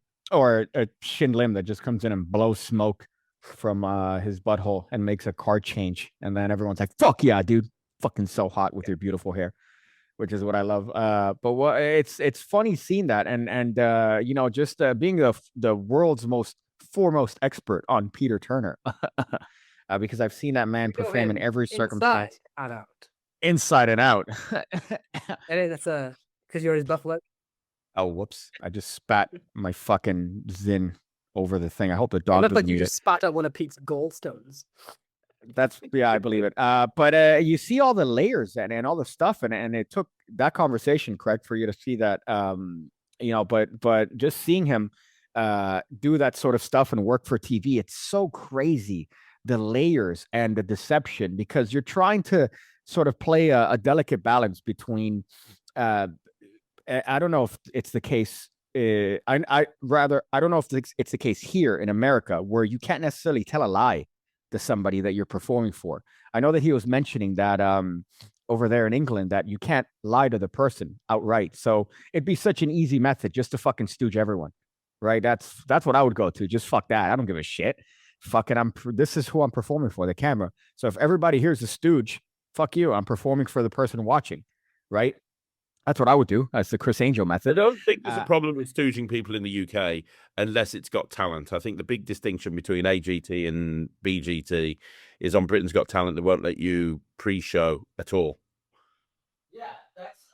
I think that's the bit that he was mentioning to me, that you can't. I fucking hate pre-showing for TV. Just throwing that out there. I'm super. I Pre-show though, it's you have to, man. I think you have to, dude. I'm sorry to interrupt you, but go ahead. Sorry, I want to hear your point. No, I know it has to. Well, you don't know. You don't. You just really don't. Like okay, if you think of some of your personal favorite moments of magic on TV. Mhm. The Amar interview was phenomenal. The Blaine interview with Rogan is great. Blaine, the original Blaine specials. For me, in the UK, some of the old original Paul Daniels TV shows were some of my favorite moments of magic on TV. The Paul Zennon special, yeah, those two, at least there's two that I loved on Channel 4 that I can remember. Almost all of those moments that I can think of in my magic television zeitgeist were just standard magic tricks. No, it's in the sense of they were performable. They were performed just in the moment. Yeah, but what I'm talking about is the context of like interviews. You know, like in the context of you're being brought in, you're doing this interview format. I think look at Perlman and his thing. I don't think that he could have done anything without some extensive pre-show work on his end. Yeah, I don't pretend he wouldn't. Realistically, he wouldn't be as we don't know because he hasn't done it without the pre-show. But he might not be as big if he didn't have those moments where he had done his research and peeked someone's pin number ahead of time. But it's arguable that you're right. Yeah, no, you're right. In the context you do, those are very memorable little instances. But I'm just saying, I think it's such a dirty word that people, whenever they hear, oh, it's done with pre-show, they go, oh, fuck, and they dismiss it. But pre-show's so powerful. And seeing Peter do it. The way Pete does pre-show is not pre-show like a normal human understands it. Like he's an alien. He does pre-show in ways that are so structured, layered, and then counterintuitively used that like even now I struggle to understand how the depths of how clever it is. And then the way Pete uses it is very, very unique, very different, and it really does give the appearance to everyone involved that no pre-show was done. But the point I was alluding to was when you said you need pre-show to make a good magic show. You definitely don't. No, definitely not. No. That's I think it was a misunderstanding there. I mean, like in the context of creating a really aggressive, strong, and I hate to use the word viral moment, I think if you're not using all things that are available to you, that you're doing yourself a disservice. So if you're saying, or at least using your like you don't necessarily need pre-show, but use everything that you can to your advantage. Well, the one thing that I liked years ago was when Blaine levitated, because in the cutaway he floats like 6 inches off the ground, 12 inches off the ground, and it's fuck. But what was clever, so the one thing I think, and this is the genius of Blaine, and that's the one thing I constantly talk about, is that we magicians when they hire actors for TV, everyone watching on TV knows they're actors. When you see the certain magicians on stage and TV get stooges up out of the audience to teleport, and the stooge is like, oh my God, everyone in the fucking world knows they're actors. And I do a lot of observation on this. If you watch a news anchor tell the news, right? You know it's authentic. Like maybe they're reading a script, but you know they're not acting. If you watch a news anchor in a TV show or a movie, you know that they're not doing it live in the same sense that they actually are a newsreader in the moment. And there's a very subtle change in the human attitude in the body and the subtle things people do when they're acting versus when even the best actors in the world, for the most part, you know they are acting. It's very, very, very hard. So when you buy these cheap ass stooges just because they happen to have a fucking twin, it's terrible. You fucking know it a million miles away. So what Blaine did that was clever when it came to levitating is that he did the Balducci levitation to real people and captured their real reactions. There's no faking those reactions. They really thought he was levitating, even though to us it was a laughing method, right? He also did bite out coins, which even back then people would laugh at those methods. He understood the fucking project, right? He understood the brief. He captured the real reactions and then used the cutaway to show an exacerbated levitation hype. And what that did was it gave the audience at home the same feeling that the audience had when it was live. And then the social proof confirmed to the people at home that that's what they saw, and it tied a perfect. It was a knot that tightened itself. Then a Gordian knot, whatever it's called, so that it makes this like little ecosystem, this little bubble of apparently a real miracle happened, and that's why that levitation played so well. Versus when you watch Chris Angel do it, when Chris Angel does it on his TV shows and he hires bad actors to react. That's why like when David Blaine did the Balducci levitation, it was an event on TV, a mini event within the show. When Chris Angel does it, it's a laughing stock even to lay people. The first thing people say is that they're actors. Yeah. When you see those magicians get actors up on stage for the theater, everyone there's just subtle things those stooges do that they cannot help from doing. Sometimes they overact the moment when they get asked their name, or we haven't been when they end up on oh my God, I didn't realize I was here. They never ever are able to do it correctly. Ever. They're never normal, never natural. And I think that's the biggest argument you could ever make for not using stooges. I'd never ever use a stooge because and that's the thing I hate about, I mean, look, I love social media magic. I really do. I love the magicians that do stuff on social media. I think it's great because I think that we're really advancing the art. However, you see magicians sometimes like Julius Dean. I don't want to diss Julius Dean too much. Fuck Julius Dean. Okay, we'll diss him. However, one thing I fucking hate is when he's got a video of him performing and he's got like 5 or 6 hot girls sitting behind him and to the side, and he's doing this thing that as somebody watching, I fucking know every single one of those girls knows exactly what's going on. Yeah, like a snap change or something. And they go, oh God, Julius, that's the most amazing thing ever. Take my clothes off and shag now. It's like that's a perfect example of what you're saying, isn't it, Lloyd? But on YouTube instead of on, Yeah, I think it's less egregious. You can't get real fucking reactions. Go fucking suck a dick. I think the funny thing about social media ones is that it's so egregious and obviously badly faked that you kind of go into it knowing that they're not, that they're acting. Whereas on TV, they kind of want you to believe that or theater shows, they really want you to believe that it's not an actor, but everyone fucking knows. There's a few people that will never know it's or not think it's an actor, but intrinsically, inherently to their core, and the people that are the magicians that use these actors will potentially, this might be the hill they die on, arguing for it, but everyone knows in their gut that they're an actor because they're not. There's just subtle thing people do when they're acting they cannot control, and the best actors in the world can't do it either. And it's as simple as that. And I think that's still magic. I'm sorry, I didn't want to interrupt, but I was going to say this is such a deep cut, but it's perfect to what you're saying. And Universal Studios, right? They have this like stunt show that's like Indiana Jones. I don't know if you ever seen this. I've heard of it. Yeah. Yeah, I've seen that they it do like at the ground and shit. yeah, right. And part of that, I've seen it enough that every time they get random people from the audience, random people, and they get like 3 regular people, and they get one person that's like a stunt guy, and then they do all these things. They have them repeat all these sort of things, and they involve them in the show. And one of them is always a stooge. One of them is always like an actor.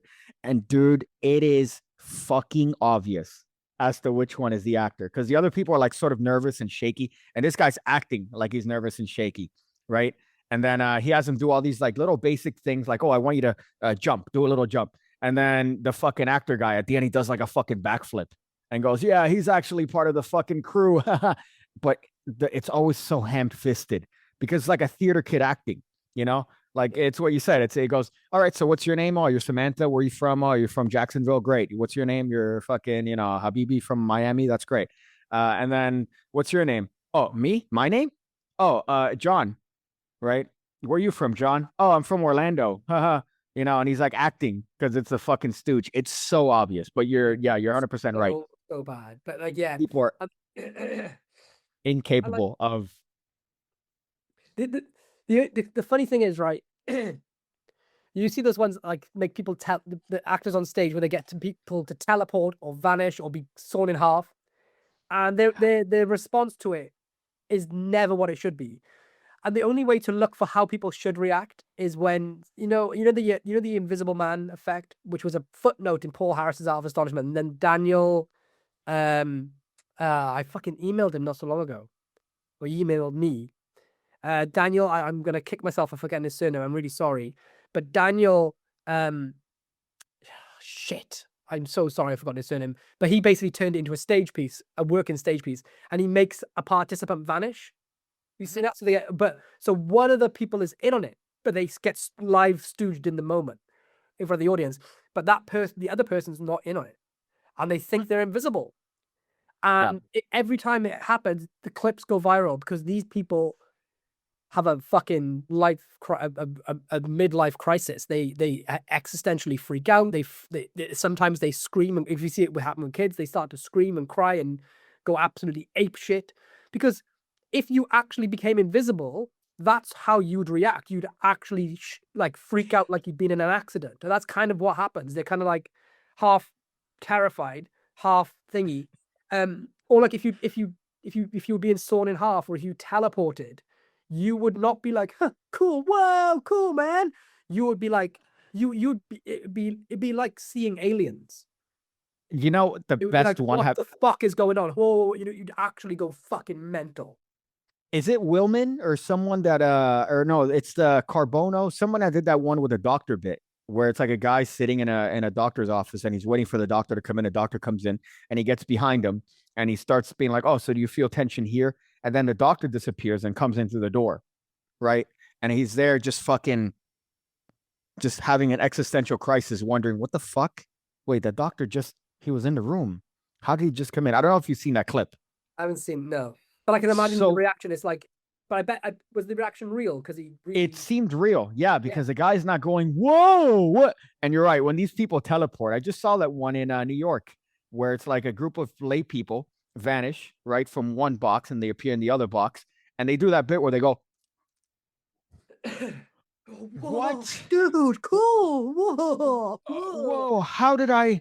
They make the fucking Hillary Clinton face, where she's like, yeah. It's like, dude, come on, man. The effect is crazy, though. The effect is tremendous. As a magician, if a magician made me fucking teleport or vanish, or appear on the other side of the room, I would be. It would be. I'd combust. I'd fucking combust. I'd come. I'd fucking shit. I'd piss. Everything would just come out.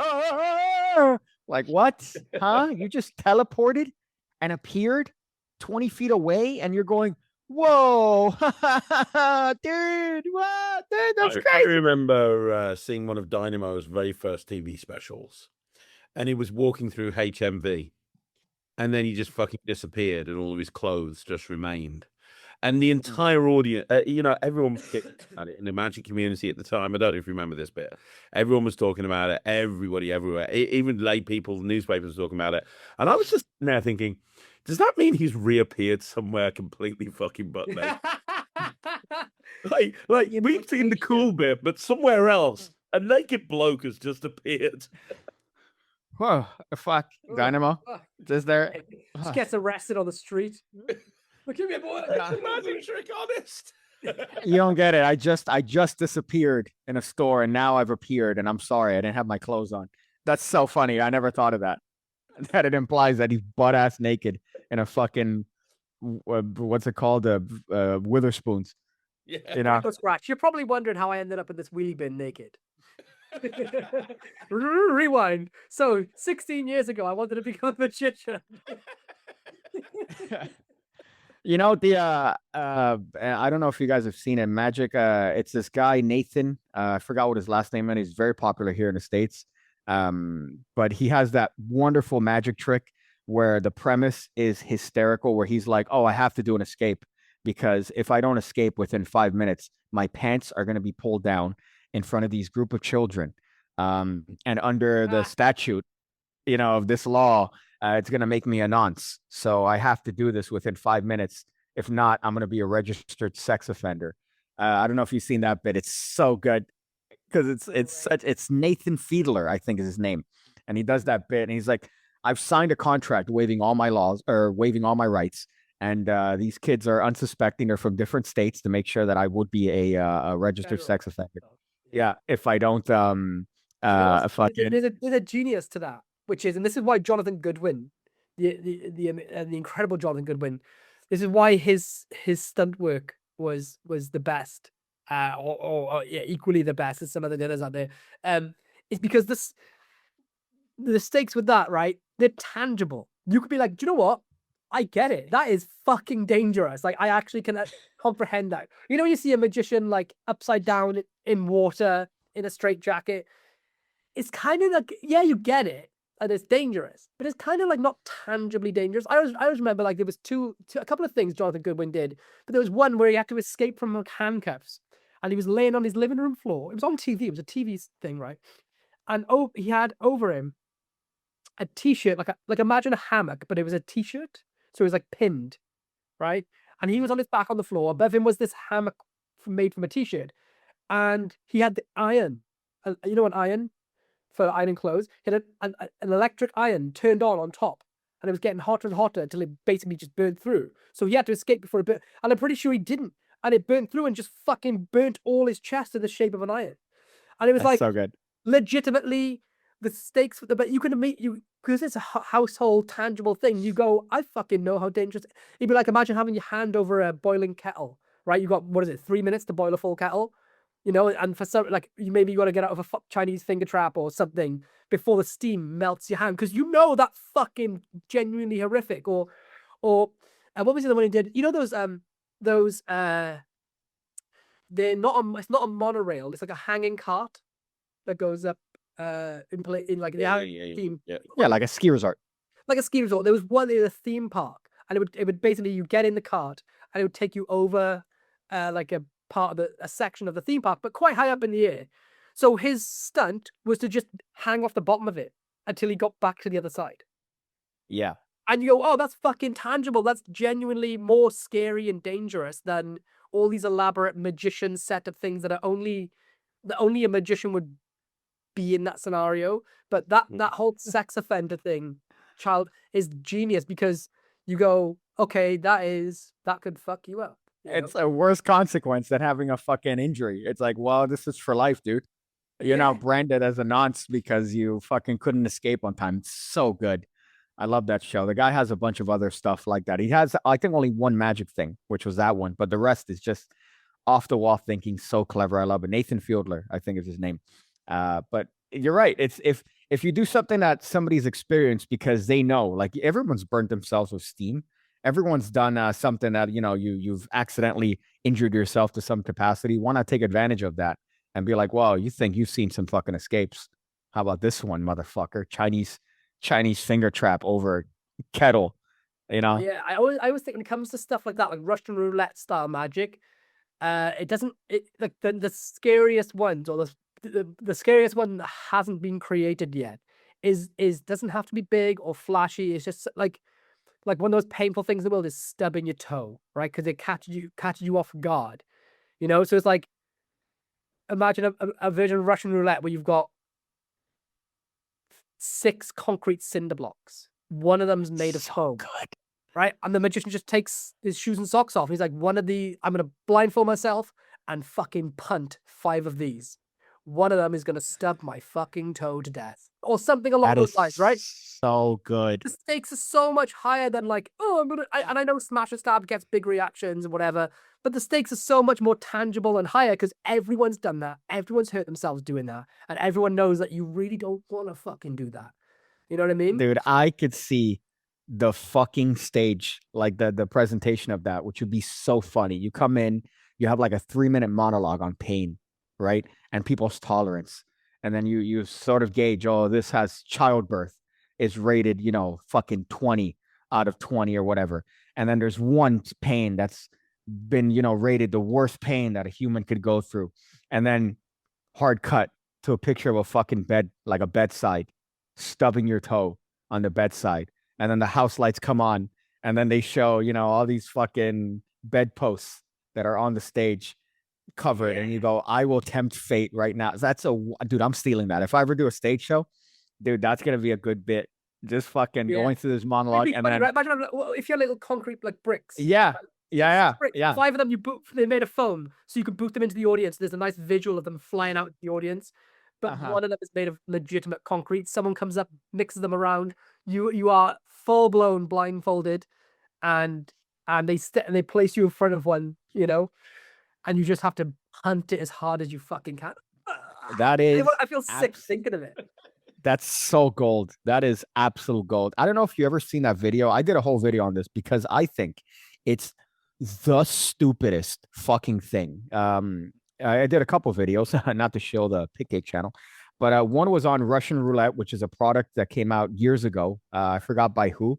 That the method was fucking the worst thing you've ever seen in your life. You get a genuine spike and you put it in a cup. And the method is that there's like a piece of cardboard that's wedged in there. So it's very difficult for them to remove it. But they could and a nail nick on the styrofoam cup. So it's the dumbest shit. It came out years ago. Penguin Magic had to put a disclaimer saying, do not buy this. Don't buy this. This is just for, purposes of whatever the fuck. Purposes. Yeah. Russian roulette. It was by a weird guy. But I remember watching the video and he's like, I get excited every time I perform this because I never know. Like the thrill is real. It's like, you're a fucking moron. Why would you ever perform anything that's genuinely dangerous? If you look it up, Russian roulette Penguin Magic, I think you'll find it. I can't look it up because my camera will fucking freeze. But there's a guy that performed on some Asian talent show with acid, genuine acid. If you ever seen his viral clip, and I did a whole video because this guy has to be king of the fucking retards because homeboy, dude, that's a high fucking dude. You are such a there's a million and one things that you could do to fake acid and to genuine, like there's a billion things that you could do that don't involve acid. But this absolute fucking whopper decided to do a acid Russian roulette where he has 3 shot glasses, 2 are filled with water and 1's filled with acid. And he pours it over a fucking sponge. The sponge disintegrates. And then, he has him mix it up and he turns around and he fucking gets a shot glass and he fucking puts it and then spits it out. And he's there like visibly shaken, right? And because he's a fucking moron, that's obviously the one with acid. So he fucked the trick up.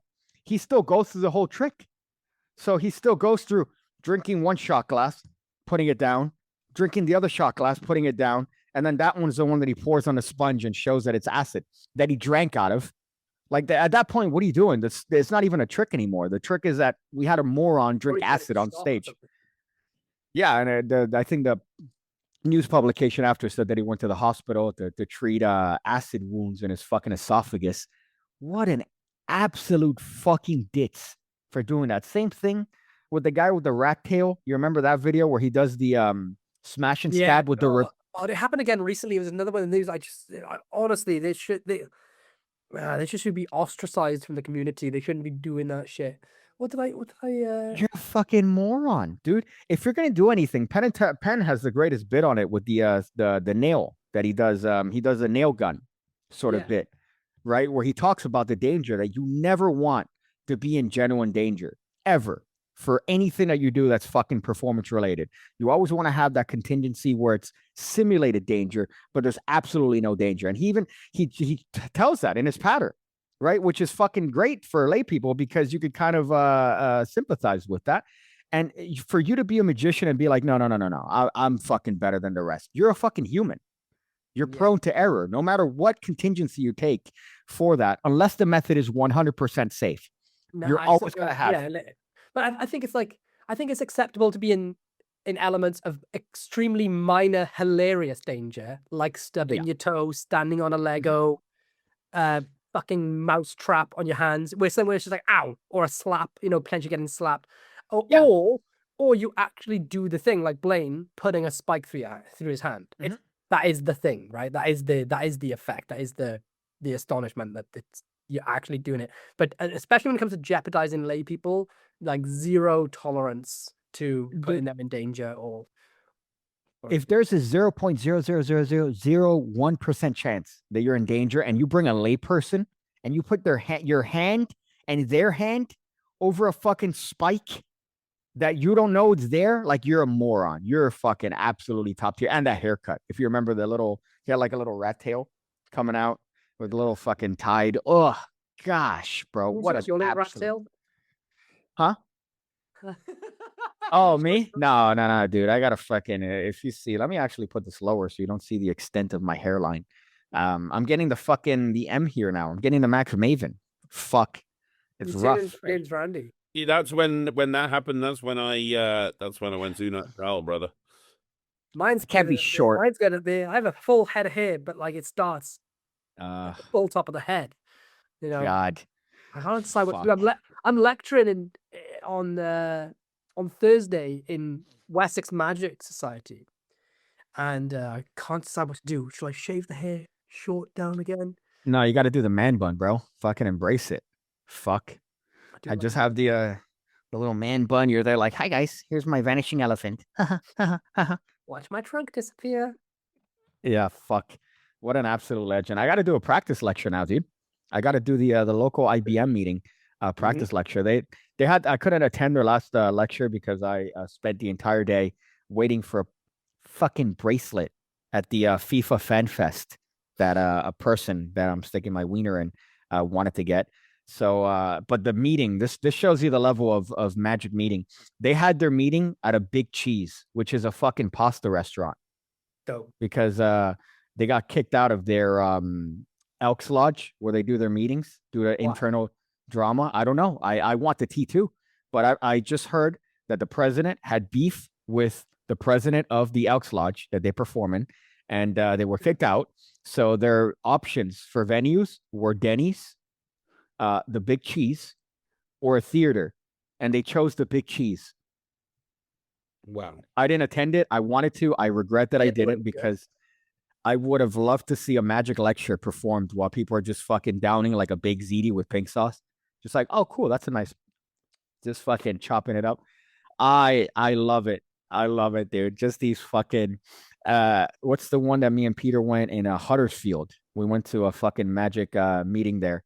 And it was just, bro, the who's who of fucking people about to fall over. It was the top tier. It was in this like you've bar. Just basically described every single Magic Society outside of the Magic in the fucking UK. Like, I've done videos on this, and I've actually been kicked out of Magic conventions. Magic societies for saying what I think about like local magic. The problem, a lot of these old farts, and I think I at this point put myself into that category. The problem with a lot of old farts is they won't embrace the fact that we need new young people in Magic. We need people coming through. They're the sort of people that go, oh, you shouldn't put anything on YouTube. You shouldn't expose videos on YouTube. Fuck you. But you walk into one of these Magic Society meetings, you can literally smell the formaldehyde when you walk in. Like, you fucking can. Like, they're embalming each other right there on the stage, and it's so fucking boring. You walk in, and I'm sure there's a couple that are good, but my general perspective on this is you walk in, and there's a bunch of old blokes having pints. Nobody's doing fucking magic. They might be bitching about stuff, but nobody's doing magic or showing each other a fucking card trick. No one is welcoming. If you're a new person going to one of those societies, I will defend I'm not a member of the society, but the Cardiff Magic Society. No, Cardiff is great, other than the fact they should be more fucking clear when they want you to sign a fucking fire register instead of a fucking Ascra. Oh, dude, this is the funniest story. What are you talking about? So Craig's lecturing at the local club to me, and fuck, man, it's so funny. They at the start, so they come in and the register goes out for health and safety. So name, the next person hands it to Craig, and he puts a big fucking signature on it because he thought they were asking for his autograph. And it was a fire register. Come on. I tell you where else is a fucking phenomenal magic club too is Belfast. Belfast Magic Society. I did a lecture over there in October, and that was at the end of my lecture. That was one of the highlights. We all just sat around and just jammed. There are some good ones. Wessex is a good one that you're about to go to. They're really great. Well, there's some really good. Fair. Don't get me wrong. However, there are some that are stuck in the past.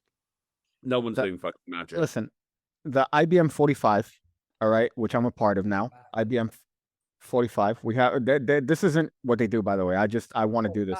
The full 5. Yeah, they fucking perform. They have a little designated time where everybody shows something. But we had a lecture recently. It's funny with fucking Manuel Luarde. I don't know if he's phenomenal. I fucking love him. We've hung out every time he's come here to Miami. I think we're hanging out in September, actually, staying over here. But he was doing this lecture, phenomenal work. And there's a guy watching, and he goes, "Oh, would you like to help? Come up." And the guy goes, "No, I can't hear. I don't have good hearing." So why are you here? What are you fucking just for the eye candy of just watching this guy do this? What the fuck is the point? My goodness, man. Fuck's sake. Huh? To learn peaks. Yeah, but fuck, dude, if you can't hit, like, I get it. But get a fucking, I can't hear. Get a fucking amplifier, mate. But he's just there like, no, I'm just here for the vibes. What? Fucking weird. But that's you're gonna experience that at any fucking ring.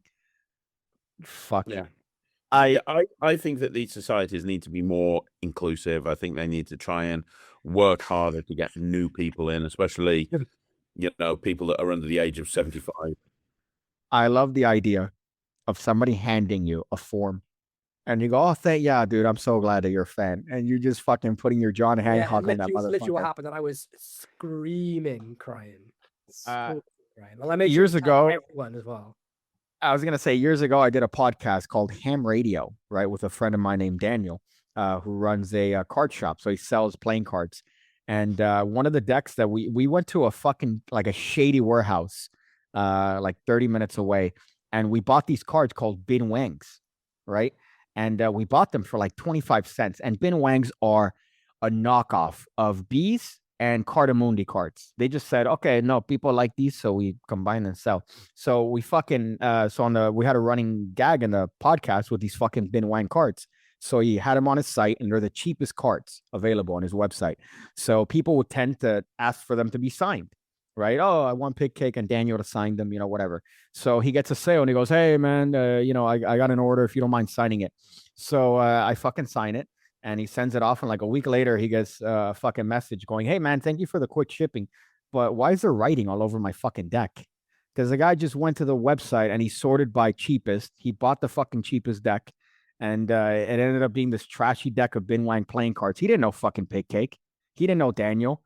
But meanwhile, our fucking signatures are like, "Oh, thank you for being a fan," are on this fucking deck. And he's like, "Why is there writing all over my deck, dude? Fucking A."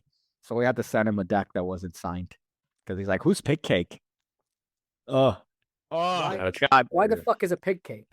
Yeah. Oh, God. Here, look at me thinking my ego is so massive. I love that, though. Fucking what a. Dude, it's the fire form.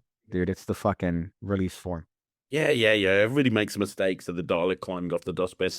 But it Oh, but just... that's the matter. Come along and see me lecture on Thursday down in Wessex. It's in Poole, I think it is. If you guys All want to these have fun, names. see some. I don't know what to. I got the. I think it's the full lecture, so that's 45 minutes each half. Yeah. You should hype this here. You should do the Void, man.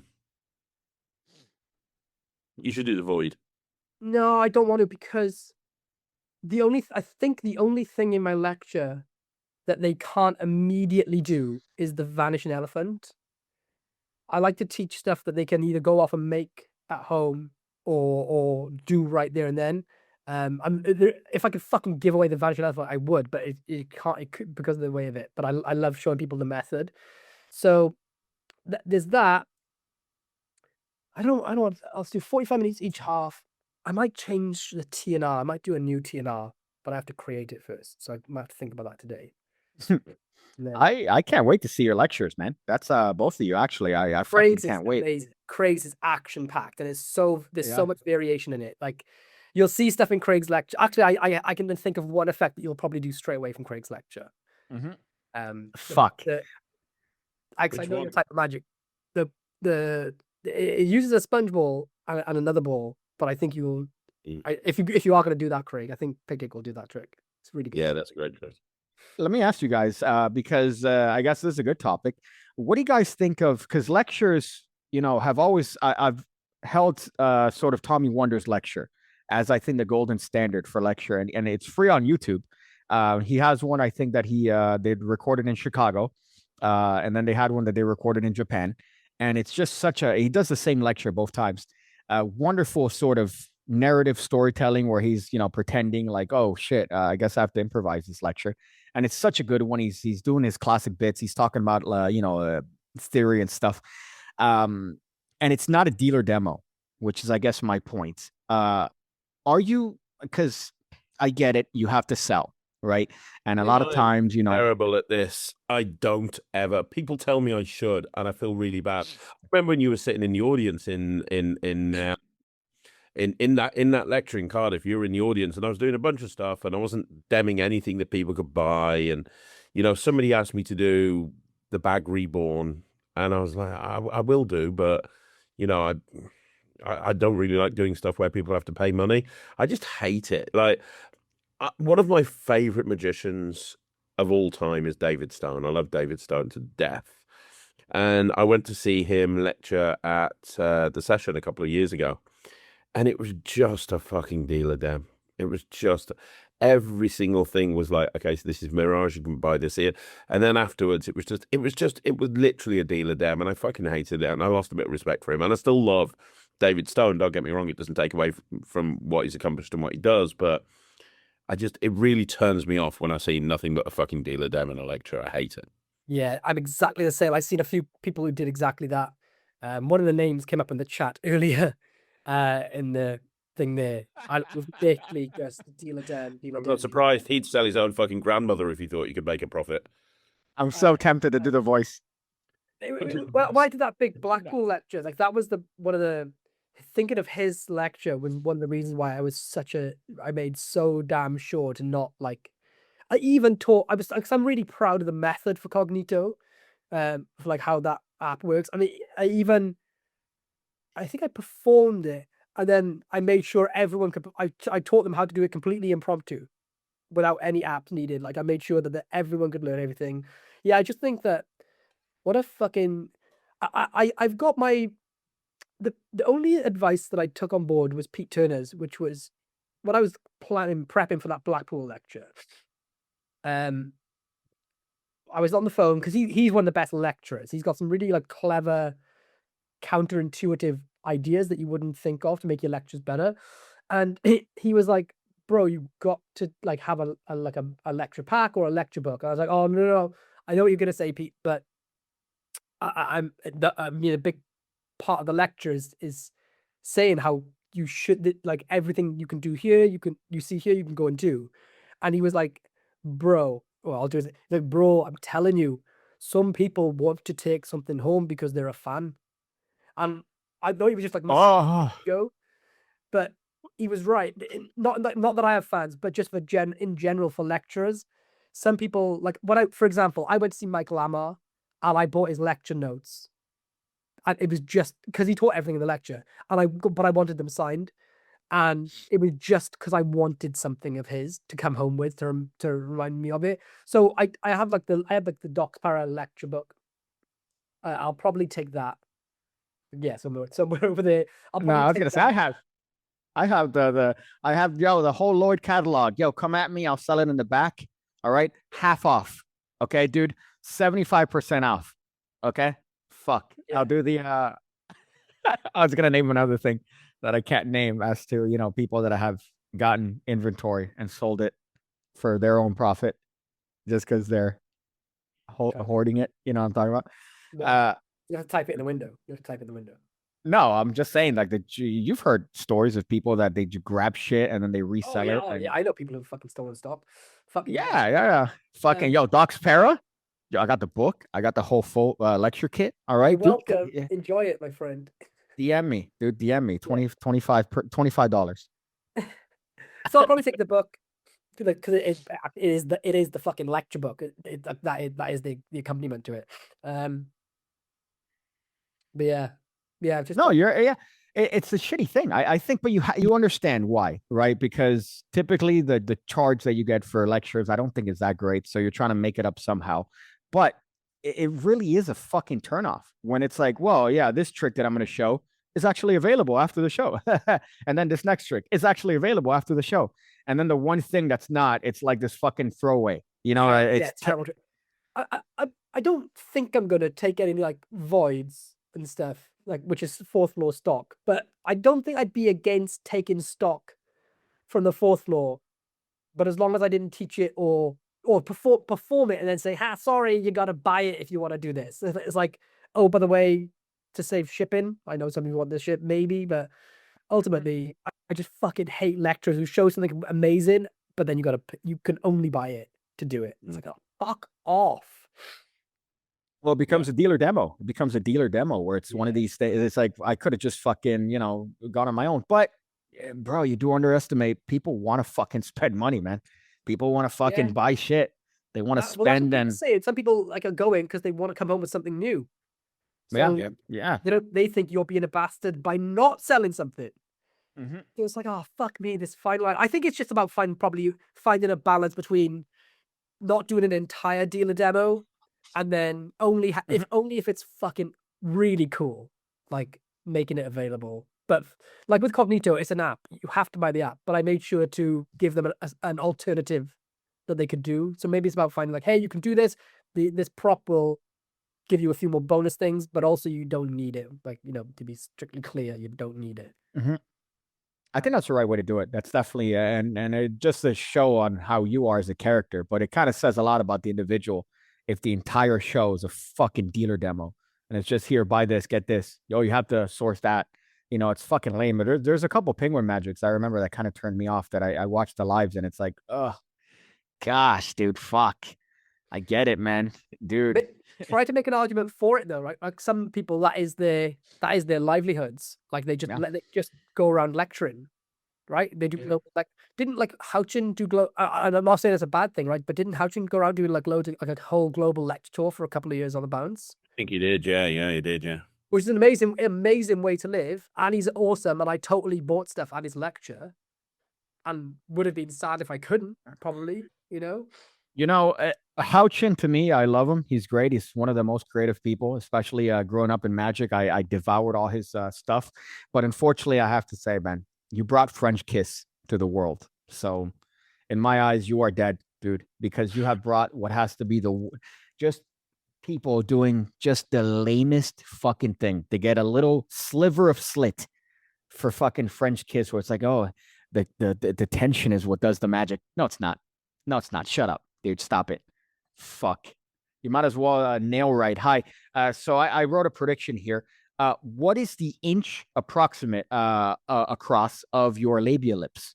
What would you say it is? 2 inches across? Oh, believe it or not, I actually predicted it beforehand that your labia is 2 inches. You might as well do that if you're gonna perform French fucking Yeah, kiss for anybody. It's true, although the worst thing that's ever been put out to magic in the entire history of fucking magic when it comes to getting women is Firestarters by Jay Sankey.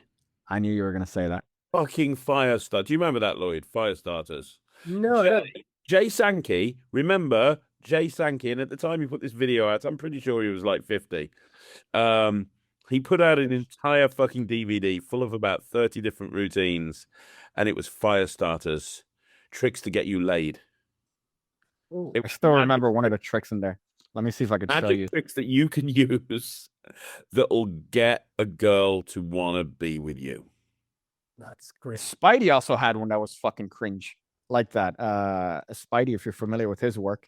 But you know what the worst part is? He had such a good. There's a trick in there called VIP, very intimate prediction, and that Firestarters, fucking great, phenomenal. But this is one of the fucking tricks. Oh look, our hearts are forever apart until I think I fucked this up here. Oh, until yeah, I did fuck it up. I have to set it up like this.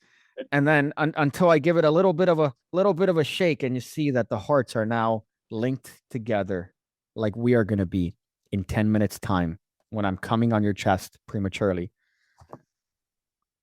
or I'm apologizing. Oh, dude, that's never happened before. Happens every time.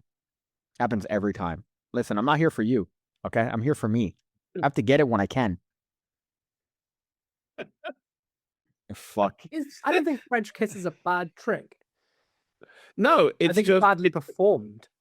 by almost no. What he did is he brought the trick out that like horny magicians all over the world were like, fucking hell, this is the trick I've been waiting You know for. what's interesting about that release is that it wasn't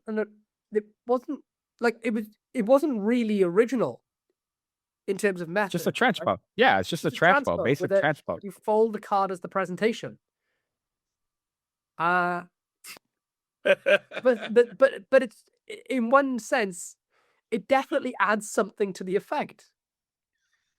You know, fucking. I think the argument against that is watching Jarek 120 that we've talked about before. He's That's in now prison for it, isn't he? So dude. He has somebody sent me a video after I did my video on him of him performing French kiss for like a fucking 13-year-old. Oh shit, dude! It is fucking rough. That he's just there like, hold my hand. So what you do the Australian kiss? What the fuck is that? It's Oh, a down French under. kiss, down under. Yeah, so you put it in your I'm sorry, I ruined the joke. I'm sorry, I shat on the fucking punchline. You know, they also say you don't have to, but it's still you've given people the weapon to now go out and fucking, like, if you're gonna do a fucking transpo with that, what's wrong with them just holding it? Why do you got to put it in your mouth? And then, especially as a layperson, look at where you're taking this out of. You're taking this out of your pocket that you know has fucking dried cummies, right? And then you're fucking having them take this card and fold it and put it in their mouth. If you to genuinely explore why it works better than doing, because there's something about it. There's some magic that lays in between the lines in like that liminal space of French kiss that makes it tick more stronger. You're not gonna convince me, dude. But you're right. Yeah, it works. No, I'm not trying to convince you. I'm trying to explore what it is that makes it much more impactful than the standard transpo, and then once you understand it, or if we can understand it, then that's when you can change it from being done the way it is, right? There's something to do with, I think the part that makes it magic is the strangeness of it. It's strange that it goes in their teeth, and then the secondary strange part, and the more strange part is that it goes into your mouth and comes back out, and apparently in that motion is when the magic has taken place, right? And it's fucking weird and it's odd. It's much more odd than holding a card. And I think when you do something that it's unexpected and strange in the midst of deception, like a magic trick with a method, that's when a trick comes to life. So it's about finding what else is like an odd thing. I remember the French twins did this cool thing for me before, which was it was a trick with like there was a card in my hand or some shit, and they said, right, 1, 2, And instead of snapping on 3, they just poked my hand. And it was like, oh, what the fuck? I was expecting them to snap. They're like, 1, 2. I was like, oh, what the fuck? It was just an odd moment, right? But it created an odd moment, which is partially what magic is about, right? Surprise. And so the clever part exactly of what it French is. Kiss is doing something unexpected and it being kind of weird at the same time. And leaving an open, like, oh, did it change? Like, you know what I mean? So if you could find an alternate way of when you're in the position of the change about to take place, but apparently take place, whether that's okay, I'm gonna pass it behind my back, or is it gonna be, am I gonna dunk it in this drink, like a fucking like an exorcism, or like Constantine, puts his feet in water and that causes. Cool. Do you know what I mean? Something weird like that to happen. But that's what it is. It's like a catalyst.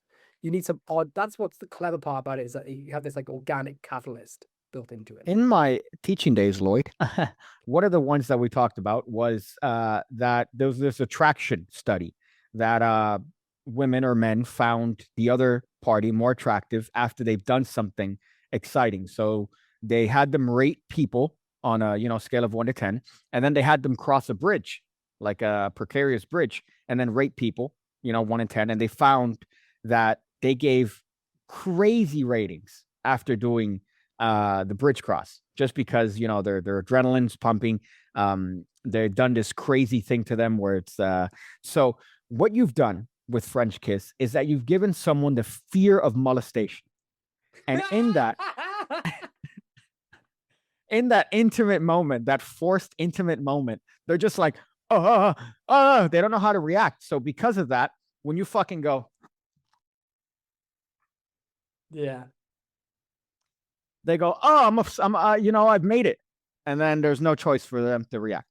That's what I think. The best way to do French Kiss, and it's not possible because of the method, but the best way to do it is if you're a magician. Don't ever say the word is not. Don't ever say it's not possible. Okay, well, it's currently not possible with the current method employed, is to do it on a couple and have the guy, well, I say guy, have the one half of the couple sign one card, have the other half of the couple Do a sign handstand. one card, and do French Kiss, but they're holding onto the cards in between their hands and they kiss, as opposed to the magician being involved. Obviously, the magician has to be involved because it allows you to pre-write a signature, but without pre-show or without hokey methods of removing signatures, and I just don't see. I mean, we could workshop it, but I think that would be the best way to do it, because then it becomes more like an anniversary waltz, where it's like or there could be like a provocative element in the looser sense, as in like the husband writes down their anniversary date because it's like a joke that men can't remember it, right? And then the woman writes down a secret that only they know, maybe, so then that obviously that's then that like sight unseen from the magician. So then when it transposes and the husband reads it, like you'll get this like intimate sort of, and it could be a secret, like, the first place they kissed or whatever, but it's like this intimate, like the lower stakes provocative sense. And then, you know what I mean? But there's something more to it than just names. And then the magician would only have to write down their anniversary date in advance or whatever it's going to be, like, That's good. Yeah, that's way better. Then, it adds that it's I think that's what it is, right? It's the French Kiss is kind of provocative in a way, and there's a literally organic catalyst to it. And if you can switch those elements out or play with them, that's when you'll find better ways, not better, but ways that can suit different performers. Mm-hmm. I'm glad that we went on this whole you turned French Kiss rant into a tangible, like, legitimate effect here, you guys, with this couple. And then that's gold too. That's fucking gold that you fucking turn it into this thing. He's gonna have this visceral moment of the switch taking place, and also that secret. So you're guaranteed this fucking weird sort of response that's not typical of a standard transposition. That's fucking very nice.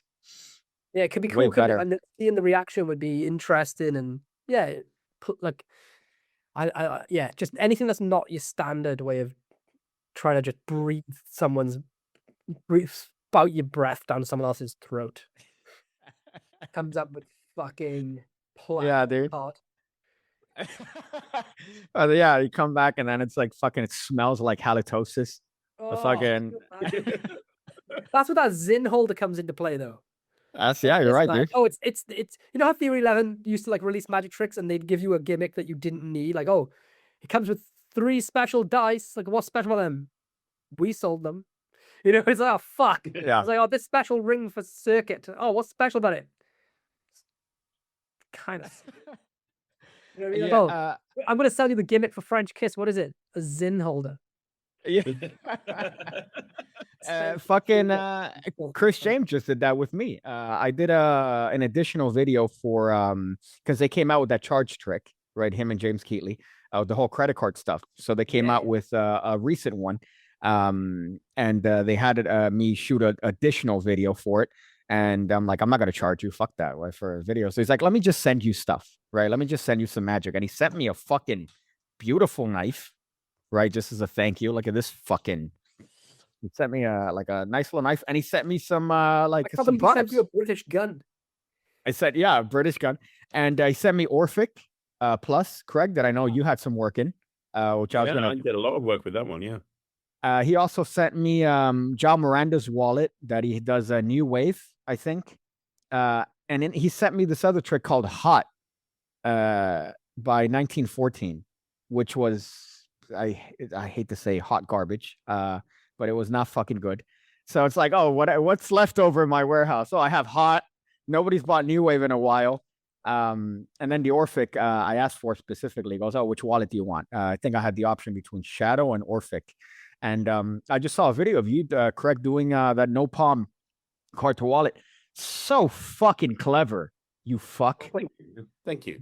Thank you, brother. Gosh, because I saw the remember title. when you came up with that in person, Craig, at the Yeah. Oh, I did, yeah. Yeah. That's where you put the Yeah. card in the wallet and then take the card out of the wallet, right? Yeah. yeah, man. But fuck, because I was wondering, because obviously the Orphic, you know, I don't think the method is anything hidden to people that have seen the actual. If you see the wallet, yeah, it's a Switch wallet, it's a Peak wallet.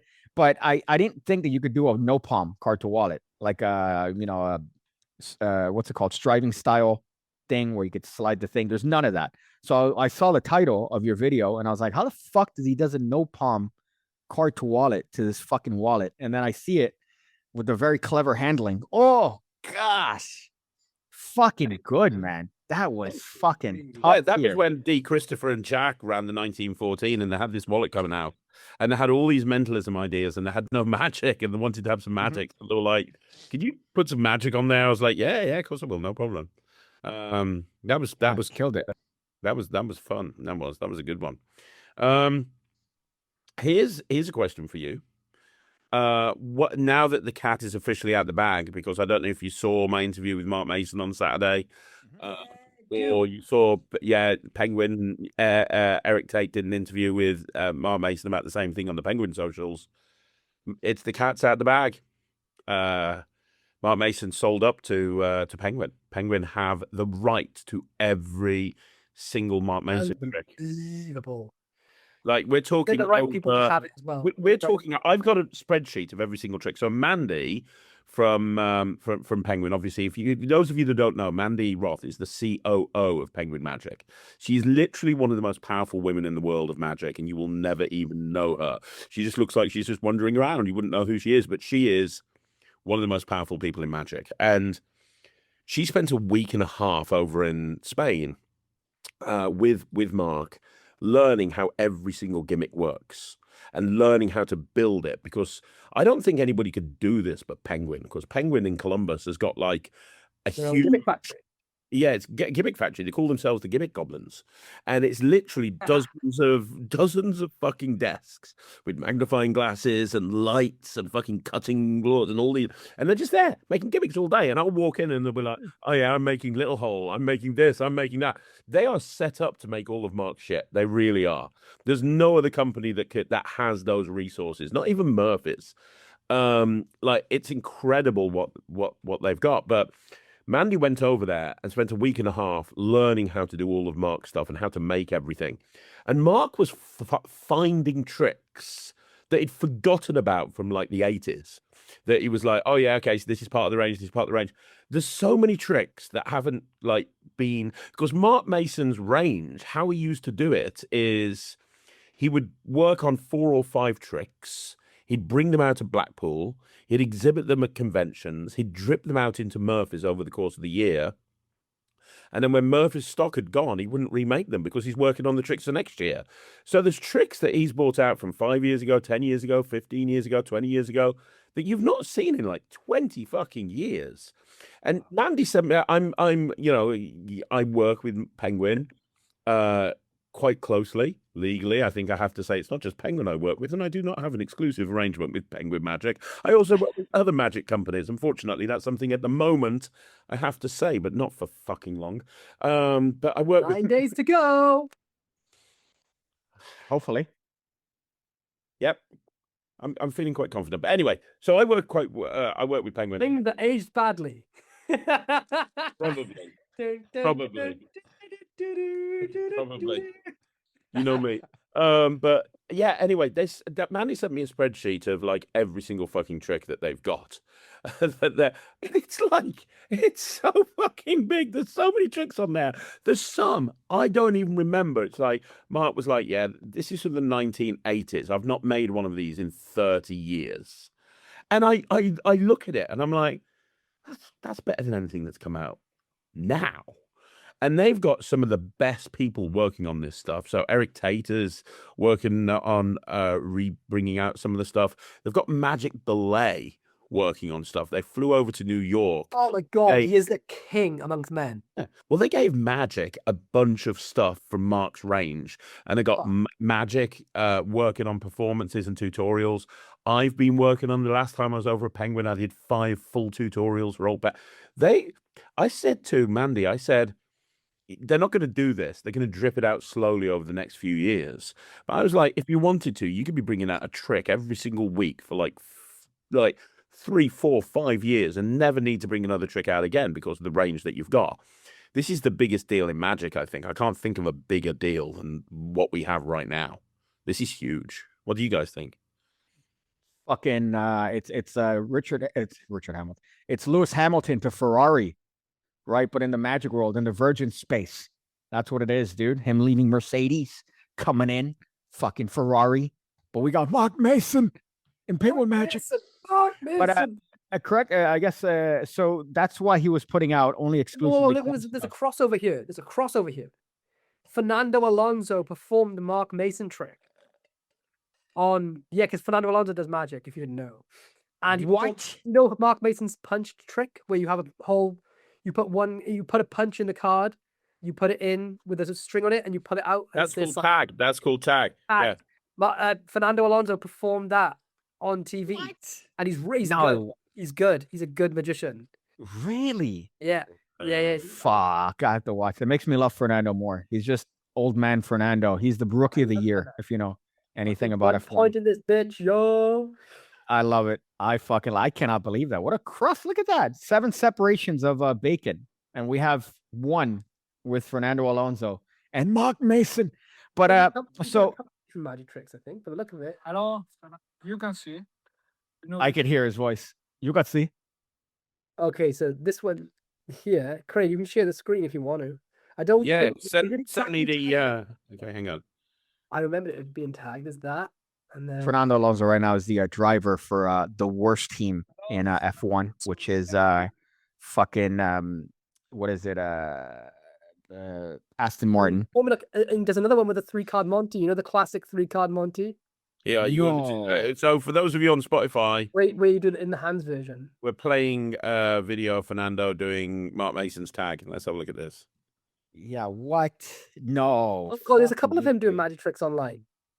Oh, look at that. That's back in the There's loads of day. him doing tricks online. He's a proper little magician.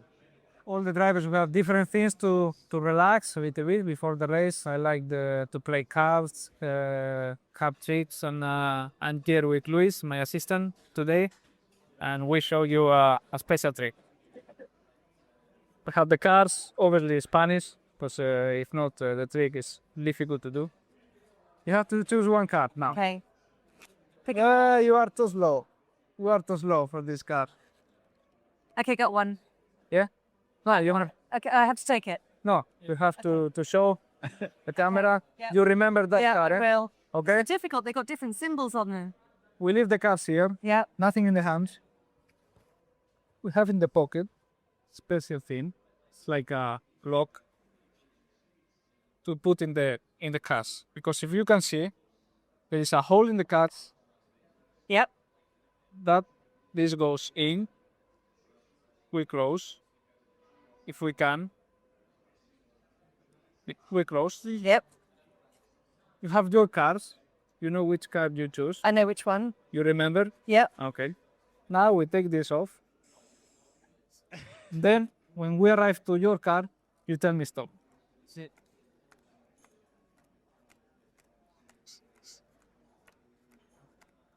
Is it tied? You did? I thought this was tied. My memory. If you don't tell me haven't stop, seen it yet. You keep going. we haven't cannot seen play it yet. anymore if you don't tell me stop. You have to tell me I will stop, tell you stop. I think it might have gone. You have to tell me stop. It's in your pocket, isn't it? Where's it gone? It's not there. I don't know. Who was in charge? You were in charge of the cards. You You've touch it. magicked it You touch it. away. What do we do now? Where have you put it? I don't know. Behind It was my here. ears. I haven't got any sleeves. It's not up You there. were in charge of the card. My God, you lose one card. What do we do now? Don't know. We start again? I don't know. It's not in the box. Don't know. What? Have one card. I'm impressed. Is this one? That's the It's one. not broken here or something? That's very good. This one? Well, 3 of round things. That's exactly what it was. Fantastic. I'm very impressed. Thank you. We found the card.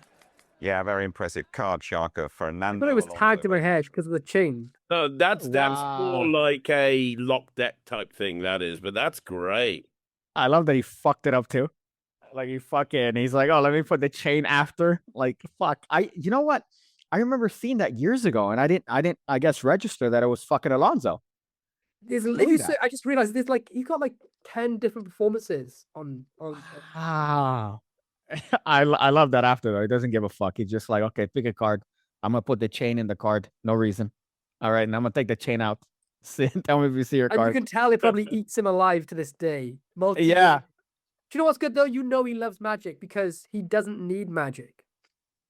Yeah, which is fucking great. I guess in the F1 movie, they were really aggressive about showing the fucking like slights that Brad Pitt was doing, all those like cardistry moves, as like, you know, a bit of okay, no, I need to coordinate. I need to have hand-eye coordination. So I'm surprised there aren't more people with decks of cards in their hands in F1, but it's just so funny to see that with his little fucking flavor saver from back in the fucking early 2000s that everybody had, the Jay Sankey. You know what I'm talking about? Little soul patch. Mhm. Yeah, dude, I had that. It was awful. Fuck. I think there's a picture of me with that. But I was gonna ask you, Craig. So the coin stuff, Penguin doesn't have. No, so Mark has held on to all of the coin stuff. Well, not all of it. Like Coinflux 2 is one that's coming out relatively soon. I've already filmed that one. So there's some coin stuff, but the majority of coin stuff is staying with Mark. He doesn't know what he's going to do. He might just, he's definitely going to be at Magic Live. He's definitely going to be at Blackpool next year. He's just going to have the coin stuff with him. He's going to see how it goes. He said if people aren't interested in coins and no one comes up to his booth, he might just retire and call it a day and just sell online. But I can't see that happening. That guy's going to die behind a booth. But like, I don't know how much the deal is. But Mark told me it was life-changing. Like, he'd never need to work again if he didn't want to.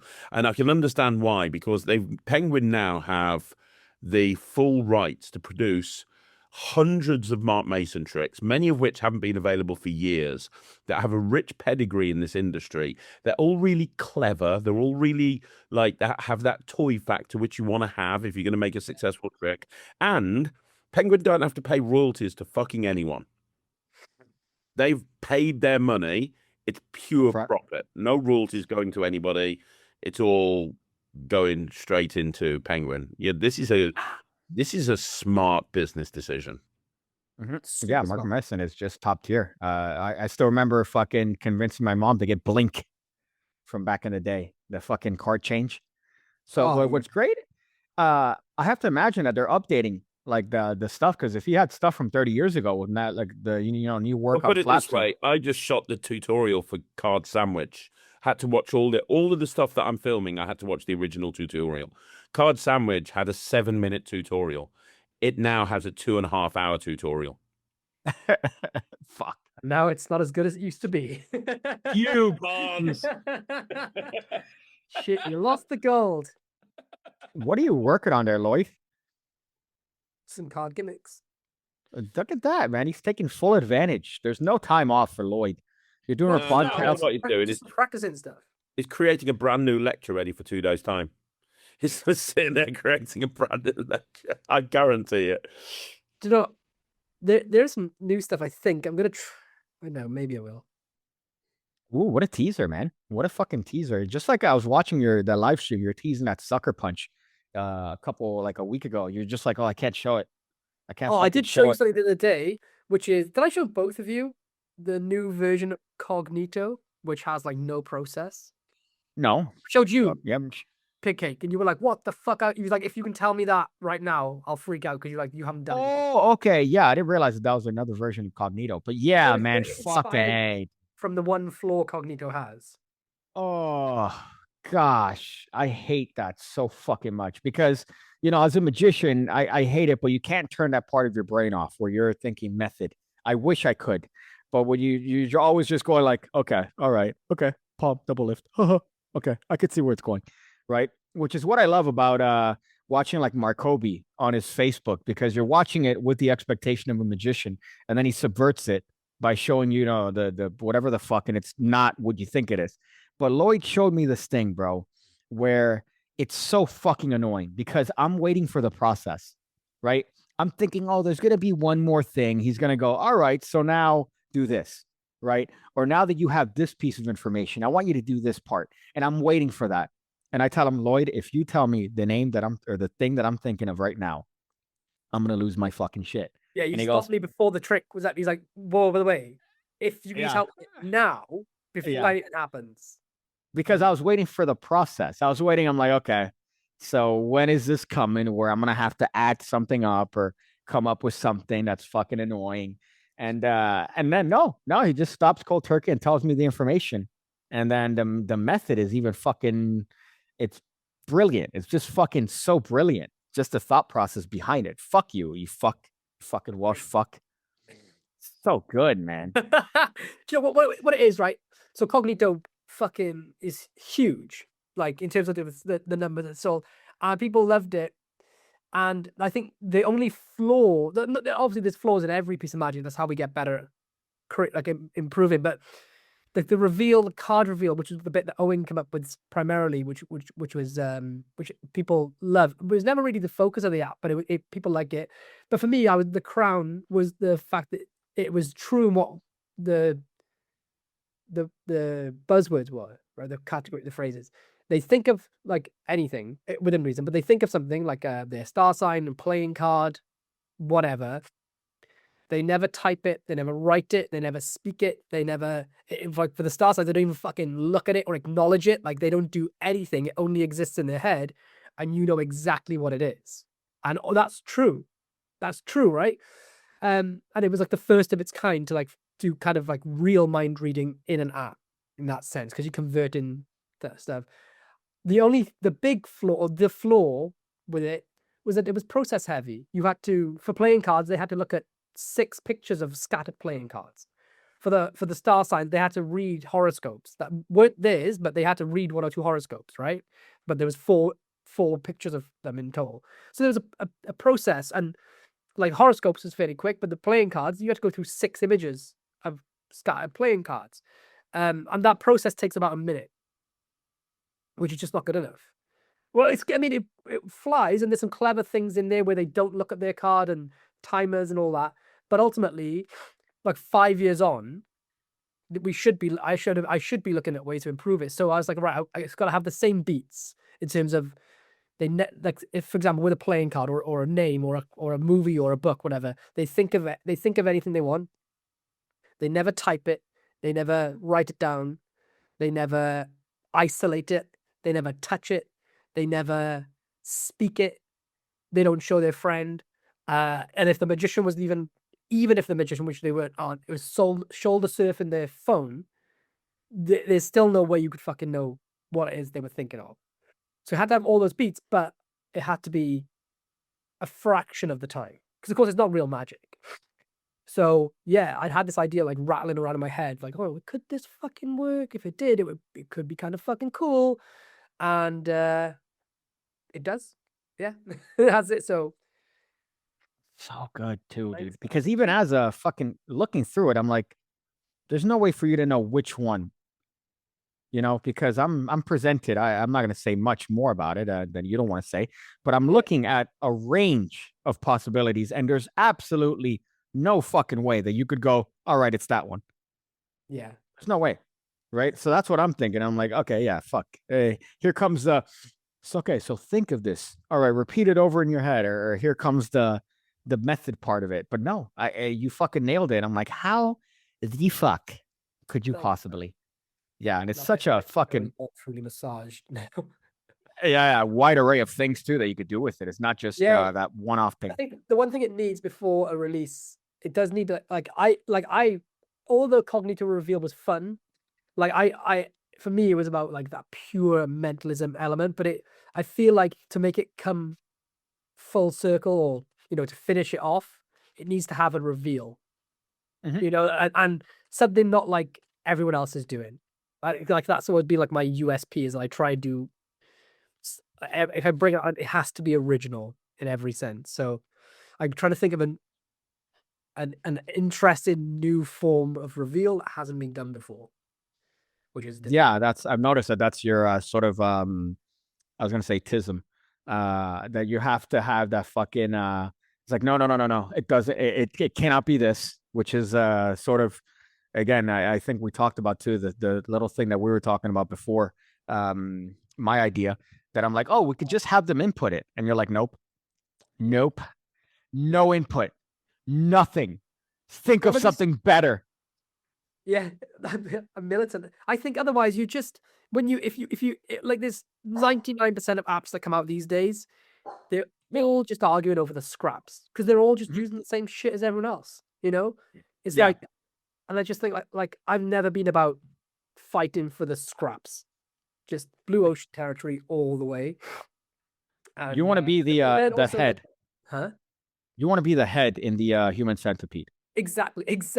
Yeah. That's who you want to be. If You wanna if be, if okay. you're not first, you're last. And Yeah. I used to say that's a joke, right? From fucking Blades of Glory or from Hot Rod, whatever. Mhm. You're not first, you're last. But in the app world, I think it's completely true. Like if you're not first, you're last.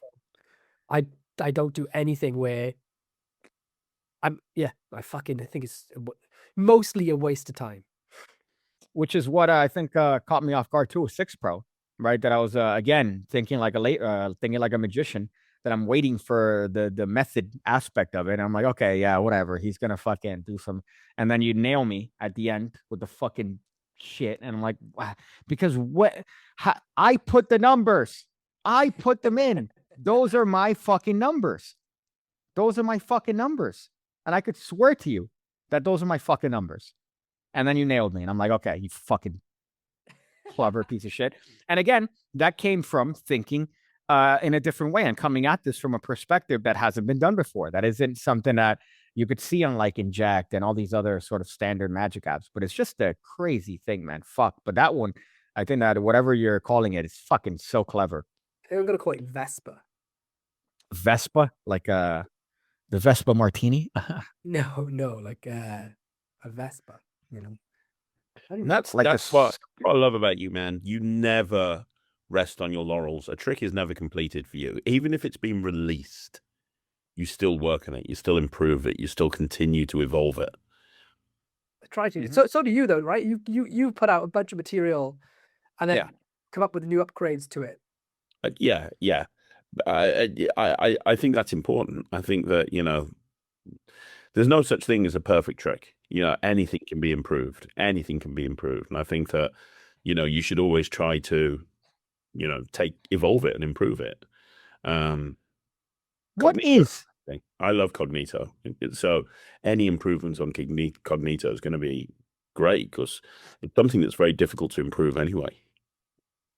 Thanks, man. Yeah, there are definitely things that can be improved with it, I think. Well, first of all, the process. Imagine just having Yeah. a fraction of that process time.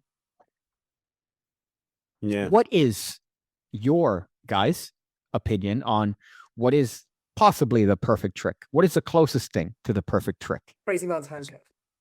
Okay. Fucking rubber band cheese ball. I can make an argument for it Uh-huh. in that it kills, it stops people dead in their tracks from saying, "Oh, I've seen this one before," or "I know what you're going to do." There are no expectations when you, if you do it in their hands immediately, you don't bother with the first phase of doing it in your own hands. So can I see a trick? Okay, yeah. Hold a rubber band like this. I'm going to lock into you. What the fuck's happening? Instantly, they're hooked. They're like, okay, this is completely interesting. You're connected with them. Everything happens at head height. People can see 360 degrees around you. There are no gimmicks. It's incredibly visual, like eye-poppingly visual. Happens in slow motion, and it subverts any expectations they have of what they think magic is or traditionally should look like. So instantly, you've encapsulated all of those points in one hit, and suddenly, like now you can start to perform. I think it's the best opener in certain Yeah, environments. you're big on it, man. I mean, rubber band has always been, I think Joe Wright Fletch just came out with something again on Penguin, because he's like one of the gods of rubber band. Fucking magic, just unbelievably visual stuff. There's a guy that I follow on Instagram, not a guy I follow, he's a pig cunt, Magic Buzz, Andrew. I love him. He's tremendous, and he's always posting rubber band stuff. And fuck, dude, just the stuff that you could do with rubber bands. Oh, gosh. Just some crazy. I think like the less is more approach is good with rubber bands. So just using them sporadically. Like if your whole act is rubber bands, I think it becomes you become a gimmick then, like a novelty, Yeah. like a Rubik's Cube act. Which there's a time and place for it. But for me, I think that's the perfect trick because it's not a card trick, which is super important, I believe. I don't know. What do you guys think? For me, I'd say coins across with 3 borrowed regular coins and a shell as well that you add on top that they're not aware of. For similar reasons to you. First of all, it uses objects that you borrowed off them that they're aware of, that they know are perfectly normal. Most people don't see coin magic. Coin magic is not performed as much as card magic. You know, how many times have I been to a gig and I go pick a card and they go, "Oh, I've already seen that one." You never get that with coin magic. Because of the shell that's been included, it's very, very fair looking. The magic is happening in their hands. There's 3 phases, but each phase builds. The finale happens with their hand held tightly around the coins. Everything is examinable at the beginning because it's their coins. They end up with 3 coins in their hand that's completely examinable, and it's very unique and different to anything that they've seen before, and it has that tangible quality to it. Yeah. Sick. And it has an audible aspect too. Yeah. The clink. Yep, absolutely. Worst fucking thing when you take out a deck. I've seen this before. Who's that guy? He's gotten popular doing linking rings recently. That there's a video that came out of him. I think he just asked for my friend. He friend requested me on Facebook. That there's a viral video of him where it's like, "Oh, last night we saw a magician and we could see his trick," and then he goes, "Cool, I don't give a shit. Cool, I don't care." What's his name? I'm trying to remember here. He just fucking recently. My God, what the fuck is his name, man? But he had a video and he had such a good reaction to it. He's like, "Great, yeah, I don't give a shit. I don't care." Fuck, it's not me, dude. Because what the fuck how do you start? Hold up. Is it no, man, fuck. He just asked me here too. Oh, Ben Williams. I don't add anyone on Facebook. I get loads of magicians adding me, but it's my fucking personal Facebook mate for family. Who the fuck? No, I don't see him here. But killed me with that reaction. Fucking absolutely great. What I was gonna say is a perfect trick. I think is Optics by Tobias Dostal. Yeah. I think it's perfect magic trick. Yeah, Dude, it's nothing. Oh, It's that. well, not perfect because you need to have the thing with you. Yeah. But perfect in I think effect sense because it's a stage piece that you're doing in front of a person where it's just So good, mind-boggling. they think it's stooged, even though it's them kind of. It's fucking. Oh gosh, fuck, dude. I would the phone. He hands you their phone. They don't know. Oh, record me. So fucking clever, and it reminds me of I think World's Greatest Magic had a trick that I'm sure everyone's done now that Lance Burton did, where he's fucking sword fighting a fucking masked guy, right? And then at the end, he makes the masked guy disappear. Or sorry, the masked guy makes Lance Burton disappear, and he fucking takes off his mask, and it's Lance Burton, right? The entire time it was him. He was fighting himself. He's his own enemy, right? And it's the same thing with that, but fucking just something close up. And again, everyone has a phone or an iPhone specifically that you need for this fucking trick. Just Yeah. top tier thinking. It's genius. Yeah, that's what it is, kind of. It's the whole like Kaiser Sose Scooby Doo moment where it's like, what the fuck? It was there the entire time, right in front of it. I My think that's the favorite- best my magic. And it's not a trick- card trick, and it's not a card trick again. My favorite trick to watch, and just it's not practical in close up or anything, but my favorite trick to watch, just because I love seeing this guy do this, and it fools me. I've got no idea how it works, and it's perfect. It's magical. It's comedic. It fits the guy's character. Mario Lopez's Southpaw. Oh yeah. Oh yeah, Fucking beast. fucking. I was doing this shit. I just fucking. He took a classic of magic that people have been doing for fucking years, and he was just like, right, okay, I'm going to make this my bitch, so that nobody can ever fucking Southpaw ever again without having it fucking compared to me, because I've goated it right now. Like, Right. it's so fucking good. You say that, but what's that video of that dude that's fucking doing a salt port and then he splits it and then brings it back and you go, what the fuck? How is that even? How is Yeah, it? it just stops in midair. Yeah. He does the whole bit where it's like cards are floating and shit, and he does it does something with it. It turns like into a solid for a second, and then it stops. I'm like, what? Yeah, How? Fucking insane. Whatever you do in life, there's an Asian doing it 100 times better than you will ever yeah. do it, no matter what. There's a guy right now doing 6 Pro that is in Asia right now, killing it, doing it infinitely better than you could ever do it. There's a guy doing chopped. All right. There's a guy stepping on a step ladder in Asia, better than I could ever do it. So there's no matter what, Somebody's no got matter to what, stop. dude. I like to believe that you are the best at going through a glass table and crying like a little bitch. Not crying because I made it. We had a nice moment with my brother. You're turning it bad. You're turning it like I cried because it hurt. No, dude, I was rock You and cried roll. because you thought you were going to die. Yeah, well, no, because it was a nice moment with my brother. Like, hey, man, I almost didn't work out, but just know, we're family. So it was that you guys are making fun of, that you guys are poking fun at. All right, this fucking devastating, and I have to carry that stupid shit reminder of fucking Peter Turner. Oh no, trust me, it's tempered glass, piggy.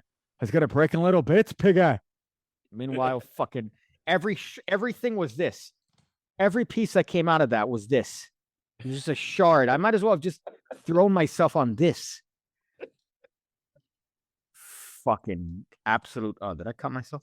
I love that Chris James. I've got to go in like 2 seconds. We've got to wrap this up. But I love that fucking Chris James.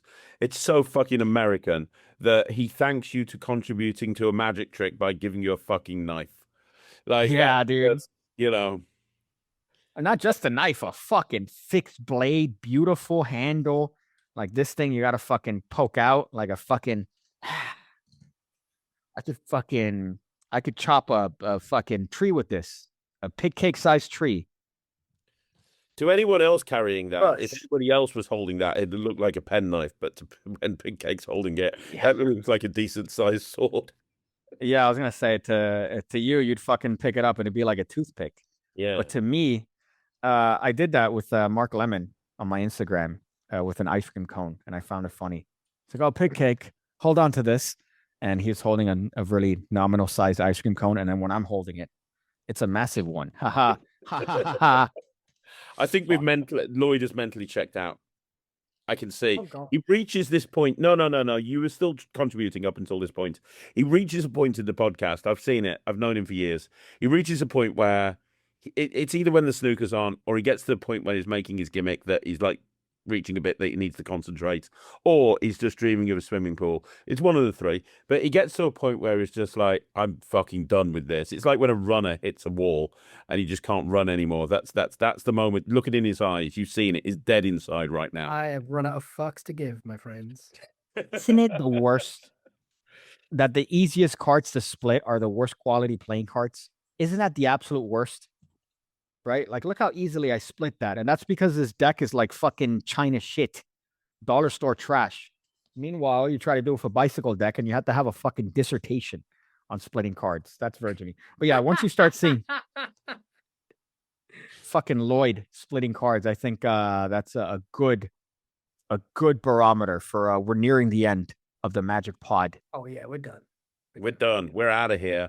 We'll be back next week with another. I love how, by the way, before we finish, I love how Lloyd about 2.5 hours ago was like, let's examine all of the new fucking products. We talked about one Penguin product, and that just sent us on a fucking 2.5 hour tangent. That's sums up the fucking Magic podcast, doesn't it? But we'll be back next week with another podcast with hopefully a special guest. We will have a special guest on next week. Yeah. So a huge name, bigger than us. Biggest name. So look out for that. Lloyd, wrap it up, man. Go to the magiccon.com to get your tickets to the convention, August 15th to 16th. Yep. It's 6 weeks away, 50 quid for 2 days. And you're going to see lots of Facebook posts from me over the next few weeks. This is fucking going to be incredible. It's going to be amazing. Yeah. The best podcast, the best Magic convention. Greatest. It's a great podcast. Nothing better. Right. Are you both doing Donald Trump impressions? We were trying. We failed. It's not an impression. It's how I live my life. All right. This is actually my real voice. P is stored in the balls. Best I've never seen a bigger room than this at the Rugeley Rose Theater. Phenomenal.